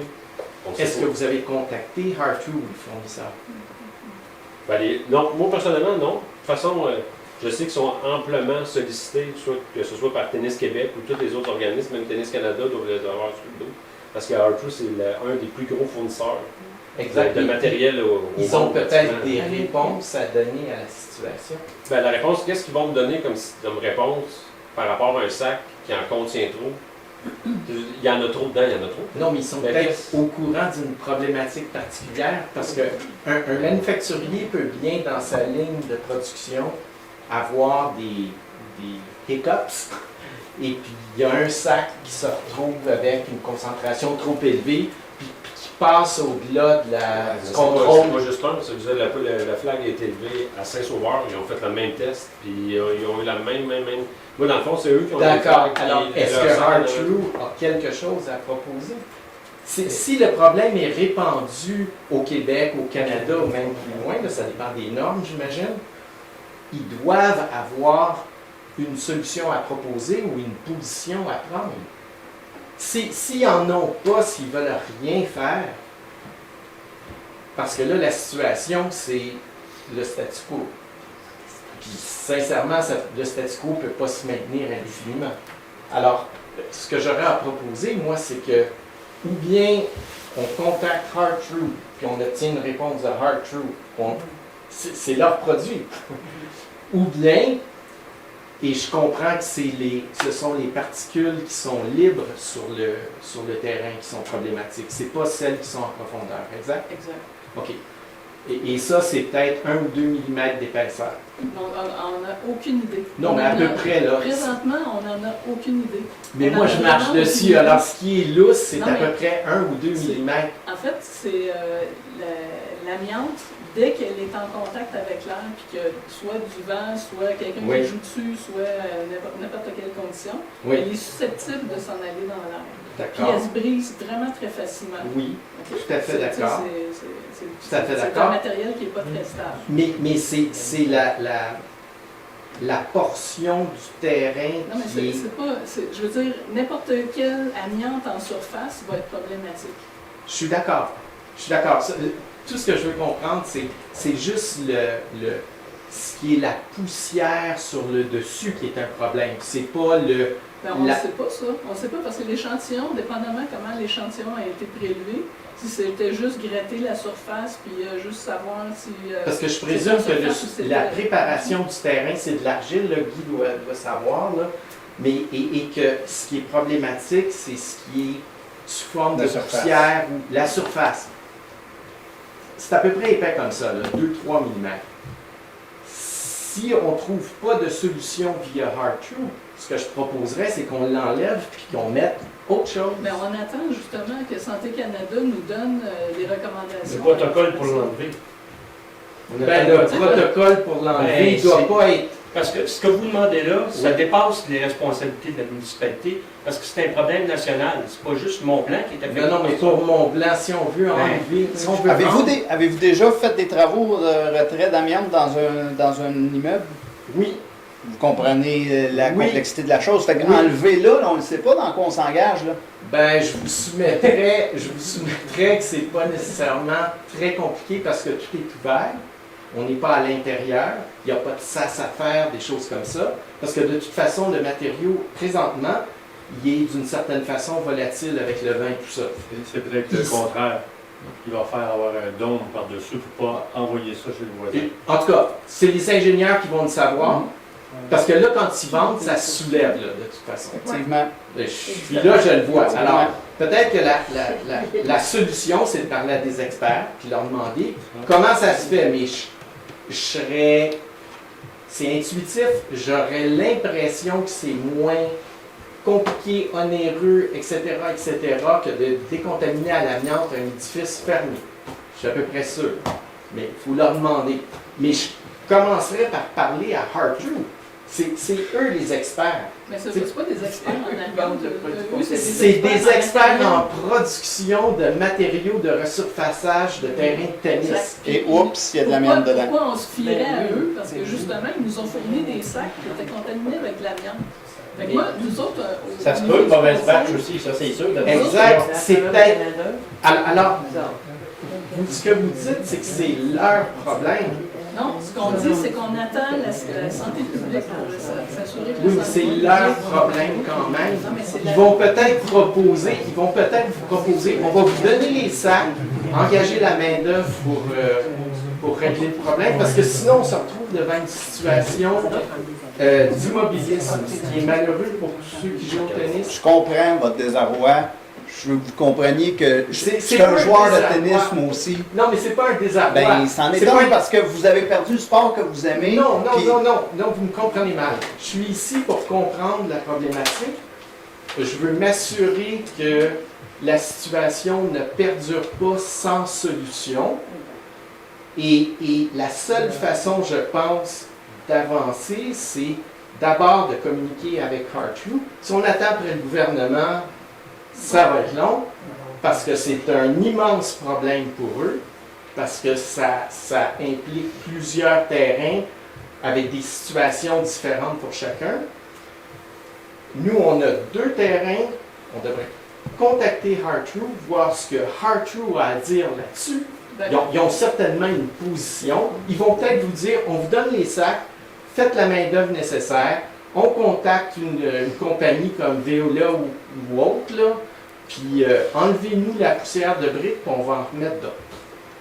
Puis là, tout le monde va être content, puis on fera des tests avant, puis au moins, on va pouvoir utiliser les terrains. Moi, c'est ce que Moi, je pense, mon opinion, là, c'est que si on communique avec eux, ils ont tellement de litiges sous les bras qu'ils n'auront pas encore pris de décision parce qu'ils vont passer par leur avocat. Je suis pas sûr. C'est eux là, qui ont fourni le matériau. Au contraire, ils peuvent facilement dire on va vous proposer quelque chose qui va régler votre problème à moindre coût, puis on fera une entente. Moi, je m'engage, là, aujourd'hui, là, je m'engage. Mathieu va communiquer avec la santé publique parce que c'est la santé publique qui nous a dit que c'était probablement une bonne décision de fermer. Donc, d'ici la semaine prochaine, Mathieu va communiquer avec la santé publique. Moi, je vais voir avec lui ce qu'il en pense de communiquer avec Heart-Through parce que si c'était moi qui décidais, je ne communiquerais pas avec eux parce que c'est mon fournisseur de produits qui est dangereux puis probablement il y a un litige sur le dos. Fait que je vais le voir avec la santé publique, qu'est-ce qu'ils vont nous conseiller de faire, et je m'engage à ça. Mais je vous dirais, je pense au contraire que Heart-Through devrait collaborer. Ils veulent éteindre quelque chose qui risque de prendre l'ampleur. C'est pas juste avec la municipalité de Mont-Blanc, c'est un problème national. Tout à fait, tout à fait. Tout à fait. Un autre élément, moi, j'avais déjà répondu à Mme Pissotia qui m'a envoyé un courriel samedi dernier. Moi, en tant qu'élu, nous, là, on a un principe, c'est le principe de précaution. On n'a pas de chance. On n'a pas de chance. Vous ne prendrez pas de chance si vous enlevez votre frustration. Je comprends votre frustration. Mais non, mais je comprends parce que ça vous enlève la possibilité de jouer. Comme si, mettons, moi, je suis un joueur de pickleball. Si on me dit, ben non, tu ne peux plus jouer sur la patinoire à tous les lundis, jeudis, puis samedis, ben, je vais être frustré aussi. Mais nous, c'est le principe de précaution. Non, mais ça, je comprends ça. L'autre chose aussi, je ne dis pas que c'est possible. Je ne dis pas ça. Mais les terrains de tennis sont sur les terrains de l'usine d'eau potable. OK? Oui. Ça, c'est un autre élément aussi qu'on en a parlé, on a dit probablement, je pense que Mathieu, il y a eu quelque chose là-dessus, à savoir que probablement que ça ne pénétrera pas jusque-là. Mais c'est tous des éléments qui font en sorte que moi, comme élu, c'est le principe de précaution qui prédomine. Mais le principe de précaution, à mon humble avis, ça serait d'enlever la poussière. C'est sûr que c'est probablement la solution, mais on va attendre de savoir comment est-ce qu'on peut le faire. On va communiquer avec Santé Canada, Santé Québec, je me souviens plus, je m'excuse. Là, J'aimerais vraiment ça si le directeur général pouvait contacter Heart-Through. C'est juste un appel, puis sonder le terrain, puis voir où ça en est, puis s'ils ont quelque chose à proposer, s'ils ont une solution pour nous permettre d'avancer. Sincèrement, je pense, parce que j'ai peur que le gouvernement, ça prenne un temps fou, puis que ça ne bouge pas. Puis c'est juste une appel. Alors, je vais céder ma place à quelqu'un. Merci. Désolé, madame. C'est très difficile de parler après le plaideur, mais c'est que moi, je me suis dit pourquoi on n'approcherait pas ça différemment.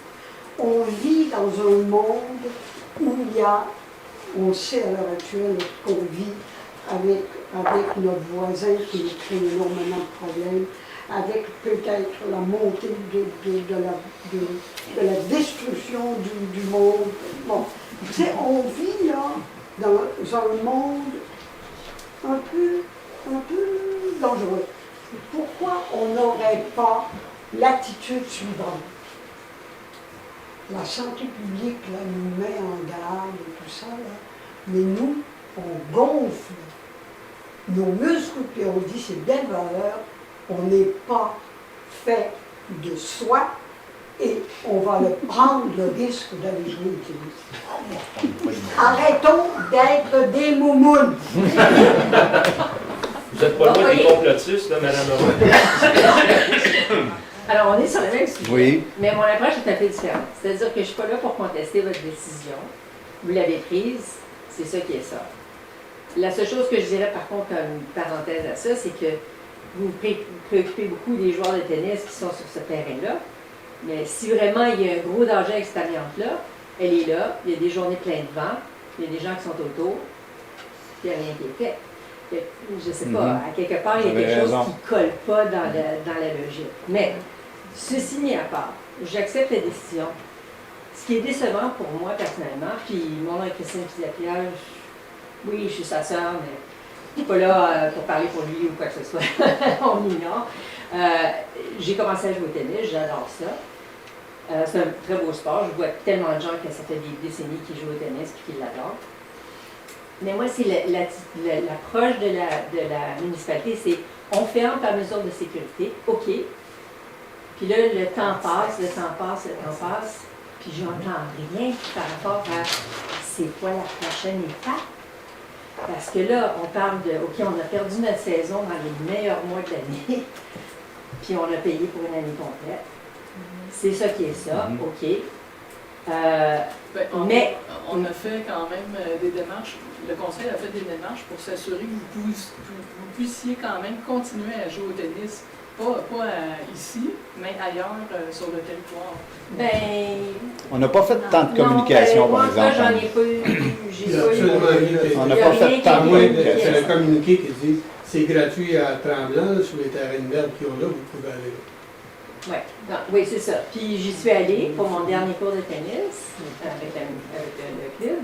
C'était tellement dangereux que je porte une attelle quand je joue au tennis, j'ai dit je ne mets plus jamais les pieds ici parce que je suis sûre de complètement me massacrer l'autre genou, puis celui qui est déjà massacré. Fait que j'ai dit je ne remets plus les pieds ici.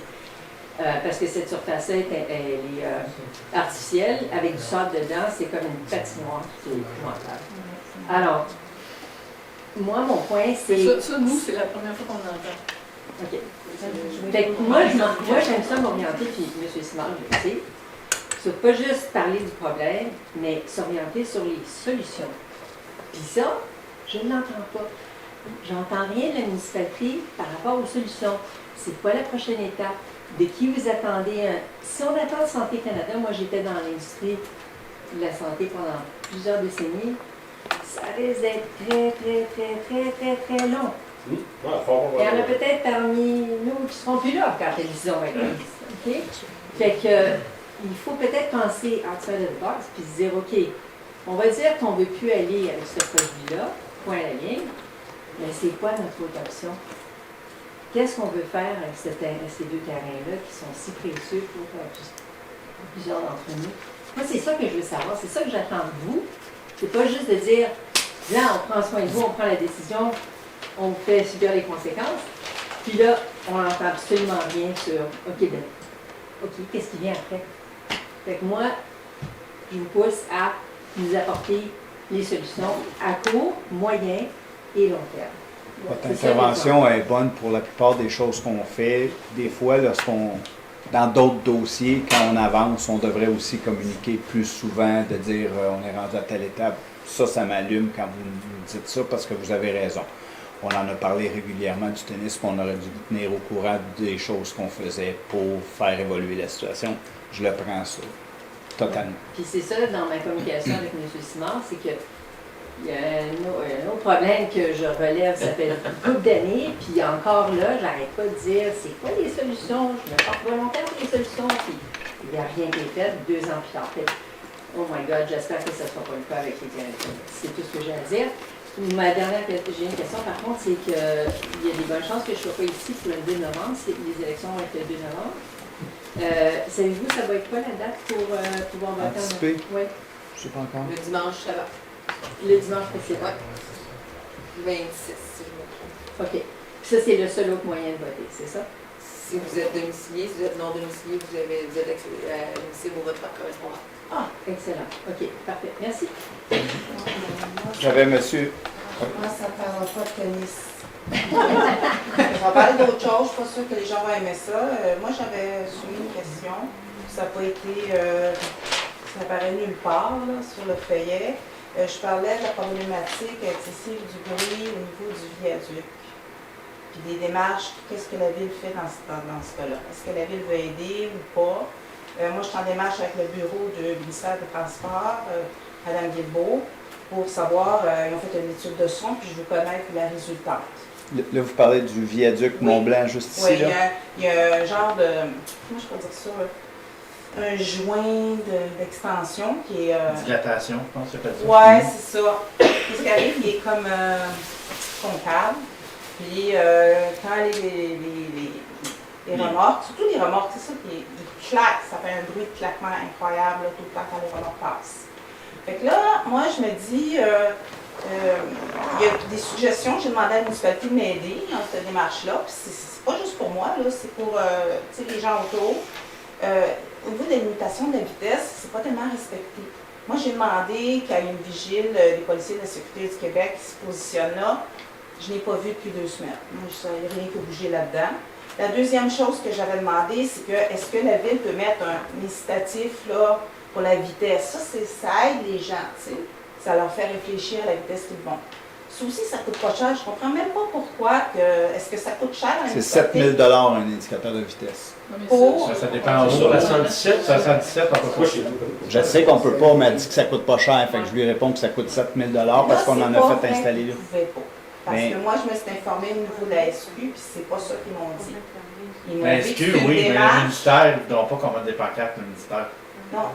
Comment des pancartes? Des pancartes en bordure de la 117 appartient au MTQ. Tout affichage que vous voyez en bordure de la 117, c'est tout autorisé par le ministère des Transports. Mais les radars, je ne parle pas un radar pour payer, là, je parle un radar incitatif. Un radar là. pédagogique comme on voit Oui, ici dans le village. la Ouais. SQ me dit que ça se fait, mais il faut que la municipalité fait la demande. Ah, on peut faire la demande. Mais effectivement. moi, ce que je veux, c'est juste qu'une démarche positive se fait dans ce sens-là. Nous, on fait souvent des interventions avec notre parrain pour qu'il y ait du radar là, puis c'est l'endroit où ils font du radar Moi, quand ils font du radar. moi, je travaille à Rivière-Rouge, je passe le matin, il n'y a jamais personne. Puis quand on s'en va en direction nord, entre ici et Tremblant, quand on prend la bretelle, là, je ne sais pas s'il y a d'autres mondes ici qui prend la bretelle, le matin, des fois, je pense que quelqu'un va m'arracher la porte tellement qu'ils vont vite, les camions. Fait que moi, je crois que la municipalité doit se positionner là-dessus aussi. Parce que le ministère m'a envoyé un document qui est bien intéressant. Je vous invite à ça s'appelle un document sur le bruit. Et c'est le ministère des Transports qui fait ça avec les municipalités concernées. Ça s'appelle Politique de gestion du bruit routier. Ça date de 2024. Alors, je vous invite à regarder ça, là. C'est comme vous dites, c'est pas dans ma course, c'est dans la course Mais de l'autre. j'entends tout ce que vous me dites, mais ce que je veux que vous entendiez aussi, c'est qu'il y a des radars là.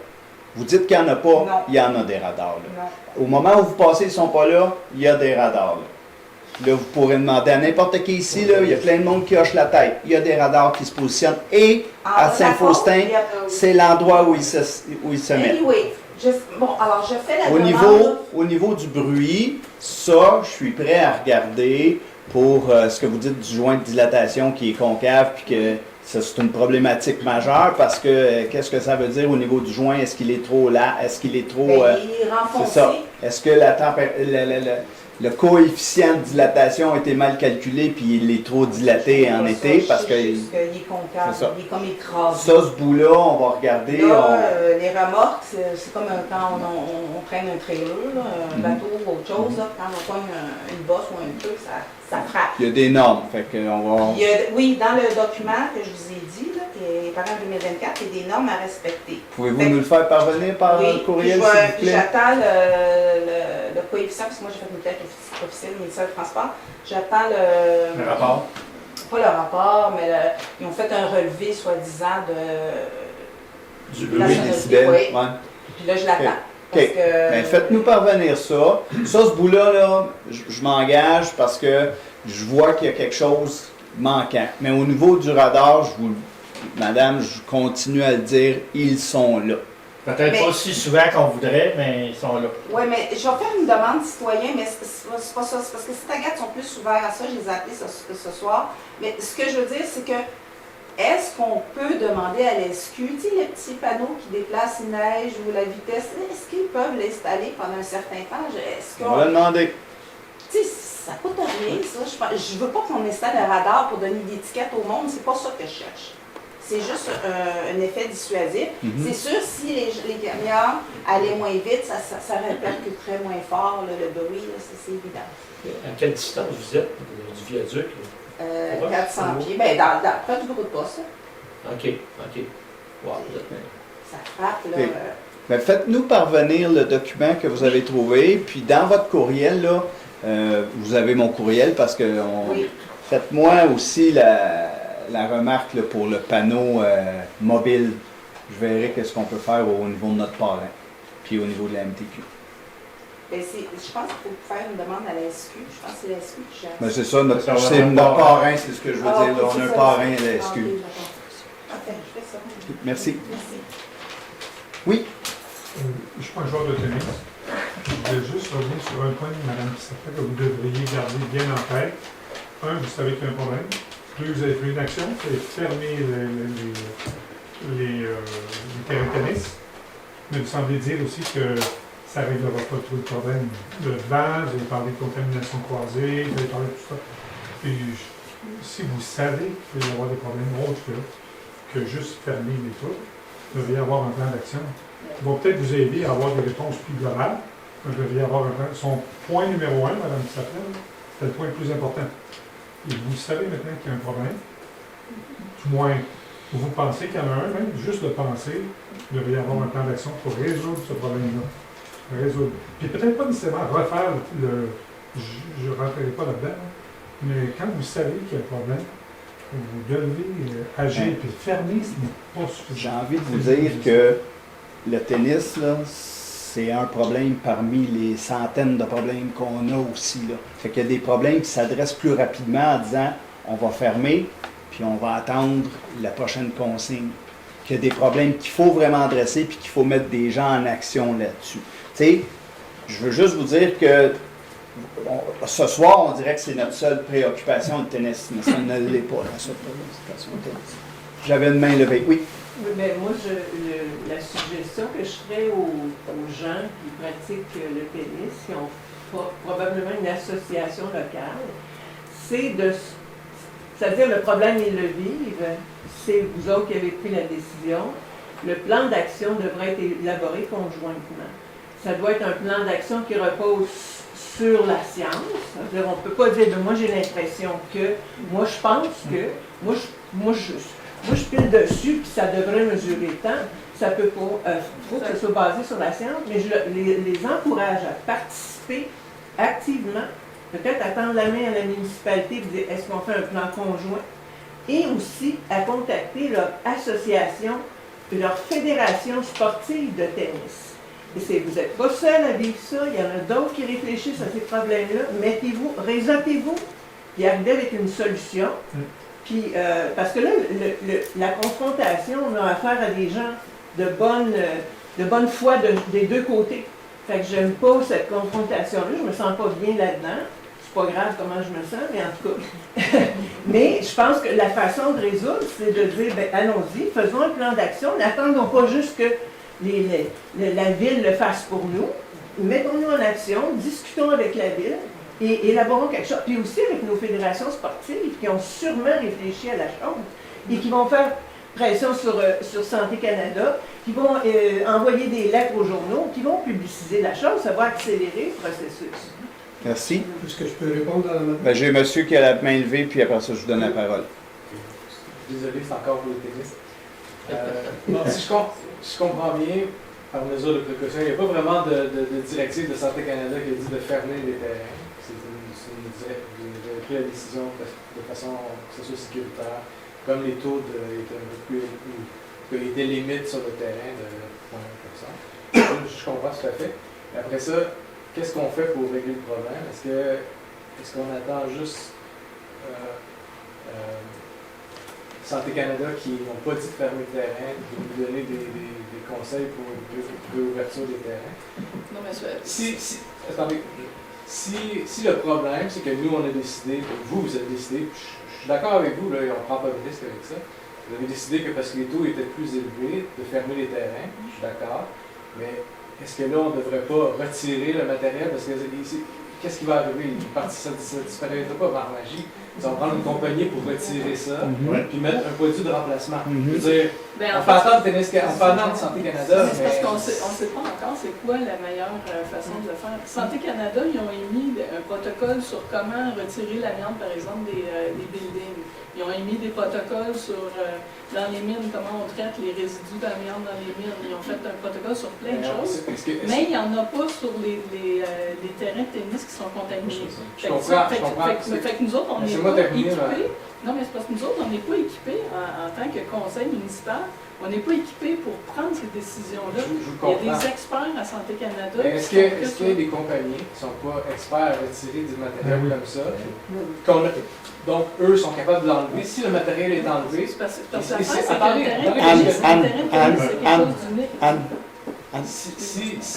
on peut contacter des compagnies qui sont équipées pour retirer ce matériel-là et en mettre un qui n'est pas contaminé, la raison pour laquelle on l'a fermé n'existe plus. Je veux dire, on peut attendre la divinité de Santé Canada, mais ce ne sera pas de la magie. Là. Je veux dire, Savez-vous combien d'argent on met par année sur le terrain de tennis? Le budget municipal? 5 000 $. C'est l'argent qu'on met sur le terrain de tennis, puis on a donné la gestion du terrain de tennis à l'association, parce qu'on n'avait personne pour s'en occuper. Puis on fait un don de 5 000 $ à chaque année. Là, on parle d'embaucher une entreprise qui va nous coûter on ne sait pas combien, puis on ne fait pas de dépenses sans réfléchir, puis sans passer des résolutions, puis trouver le budget pour le faire. Quand Santé Canada va vous le dire, vous allez trouver les... Bien là, on va être obligé de se dire, OK, qu'est-ce qu'on fait avec ça? Est-ce qu'on emprunte? Est-ce qu'on démolit? Est-ce qu'on... il va y avoir plein de décisions qui vont être prises. Fait qu'on n'est pas prêt à mettre un montant X sur le budget du terrain de tennis, alors que par année, on met 5 000. OK. En tout cas, mon intervention est plus à en tout cas, pousser la réflexion à dire peut-être qu'on devrait juste enlever. Si on se croise les doigts qui nous disent de ne pas l'enlever, là. Non, mais c'est logique. S'il y a plus que la quantité sécuritaire, il va falloir l'enlever. On va attendre après Santé Canada, mais on peut se mettre à réfléchir que peut-être il va falloir le faire. Non, mais peut-être qu'on peut juste le recouvrir aussi, on ne le sait pas. C'est pour ça qu'on attend des recommandations, parce que là, on ne sait pas quoi faire avec. Peut-être que juste le recouvrir, ça serait assez, mais là, on ne sait pas. En tout cas, mais on sait que c'est important pour beaucoup de monde. Non, je suis d'accord. En tout cas, je vous remercie pour votre bon travail. Je ne viens pas ici en confrontation, juste pousser la réflexion avec vous. Merci. Mais j'aime beaucoup votre intervention. Madame, je m'excuse, j'ai un blanc de mémoire. Là. C'est à vous que je parle. Moi, c'est oui. Oui. Madame Réaume, de consultation, de voir un plan d'action ensemble, d'une réflexion ensemble, puis peut-être que moyen de pression à faire avec votre association ou votre... Ben, est-ce que je peux donner les éléments d'information à la madame? Puis en fait, ça pourrait servir à tout le monde. Quand je suis arrivé ici à Mont-Blanc, j'ai vu qu'il y avait des terrains, je me suis tout impliqué. Okay? Ça n'a pas pris de bien de temps. C'était même lors de l'ancienne administration, avant même que Jean-Simon soit maire, j'avais entendu parler d'un déménagement. Les terrains, où est-ce qu'ils sont là? Ça fait 20 ans qu'ils sont là. Et puis, on met le matériel à chaque année, mais vu que c'est de la terre battue, avec la température, et tout ça, le terrain il bouge. Et à un moment donné, là, ça demande un resurfaçage majeur. Ça, je vous dis ça, c'est pas moi qui l'invente. Je me suis informé auprès de Tennis Québec. Non, Tennis Québec, c'est l'association, je dirais, provinciale. Une fédération. C'est une fédération qui est comme le pendant québécois de Tennis Canada. Eux autres, ils connaissent ça. Je me suis informé auprès d'eux autres. En rapport avec les terrains qu'on a, là, premièrement, je veux savoir comment ils sont faits. Puis deuxièmement, quand ils parlent de resurfaçage majeur, de quoi ils parlent. Je vais faire une histoire courte, là. Ça, j'en ai parlé, ça fait au moins une couple d'années que j'en parle à la direction et au maire. À savoir de deux choses là. Où on déménage, où on resurface. Parce que là, on est rendu là. Après 20 ans. En fait, Tennis Canada recommande de faire un resurfaçage majeur après 15 ans. Nous autres, on est rendu au-delà de 20 ans. Fait que moi, je me suis dit, quand il y a eu ce problème-là, j'ai écrit à M. le maire, étant donné que, bon, là, c'est bloqué, là, les histoires de précaution, patati patata, c'est clair que les terrains rouvriront pas, à moins qu'il y ait communiqué la semaine prochaine de santé publique disant, vous pouvez jouer dessus. OK, ça se peut. D'ailleurs, petite anecdote, semble-t-il qu'il y aurait même une question quant à l'interprétation de l'utilisation. Parce que la poussière de terre dont on parle dans les sacs, là, elle est utilisée pour les terrains. Et on recommande de ne pas utiliser cette poussière-là. Il y a quelqu'un qui s'est posé la question, est-ce que de jouer sur les terrains, c'est une utilisation? On attend encore la réponse à ça. Quoi qu'il en soit, ce que j'ai recommandé ici, c'est qu'on pourrait faire d'une pierre deux coups. Étant donné qu'on a ce foutu problème-là, où est-ce que tout le monde pense qu'on est en train de mourir à cause des terrains de tennis, là, bien, faisons d'une chose, prenons action maintenant, à savoir, stripons ça. C'est juste une couche d'à peu près 5 à 6 pouces de tête, il faudra enlever à grandeur, et la remplacer par un autre type de terre battue qui soit parfaitement conforme. Puis le problème est réglé. C'est pas donné. Ça, c'est la solution moins chère.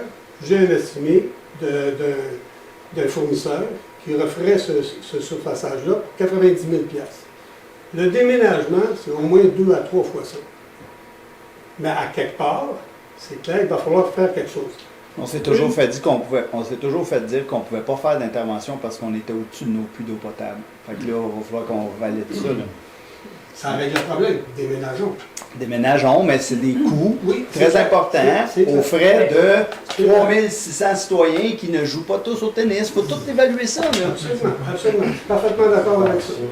Ceci dit, Tennis Canada aussi offre une subvention pour aider à ce type de situation-là pour les tennis municipaux. Moi, monsieur, je ne vais pas vous interrompre. Je fais juste dire, ça vous prend un plan d'action. C'est exactement ce dont je parle. Pour régler votre problème peut-être à court terme, en collaboration avec d'autres qui vivent la même situation, puis des experts, et la municipalité. Donc là, tout ce que monsieur le maire vous dit, 90 000, 200 000 et tout ça, bien, je veux dire, ça, c'est une solution à moyen terme ou à long terme. Mais il faut un plan d'action, ça comporte des mesures immédiates. Puis vous ne pouvez pas juste dire, c'est à vous, là, on vous le demande, il faut se mettre dans proposer, discuter, aller faire des allers-retours. Non, moi, je ne suis pas content de cette décision qu'on a prise, mais d'un autre côté, je peux vous assurer qu'une très bonne, en tout cas, ce que je pense être une très bonne collaboration entre le maire, moi-même et même le directeur général pour trouver une solution au terrain de tennis, une solution à long terme. Et cette consultation-là dont vous parlez, elle existe déjà présentement. Parle d'un plan d'action. Ben, c'est ça qui manque là présentement, c'est-à-dire à savoir qu'est-ce qu'on fait là à partir de maintenant. Exactement. Ça c'est sûr, mais c'est la seule affaire. OK. Madame Sarrazin, on termine comme ça. Je ne veux pas parler de tennis, je veux vous dire un gros merci pour tout ce que vous avez fait pour les jeunes. Vous leur avez offert une belle soirée et je suis certaine qu'ils vont le retenir. Merci beaucoup. Bien, merci à vous, Mme Sarrazin.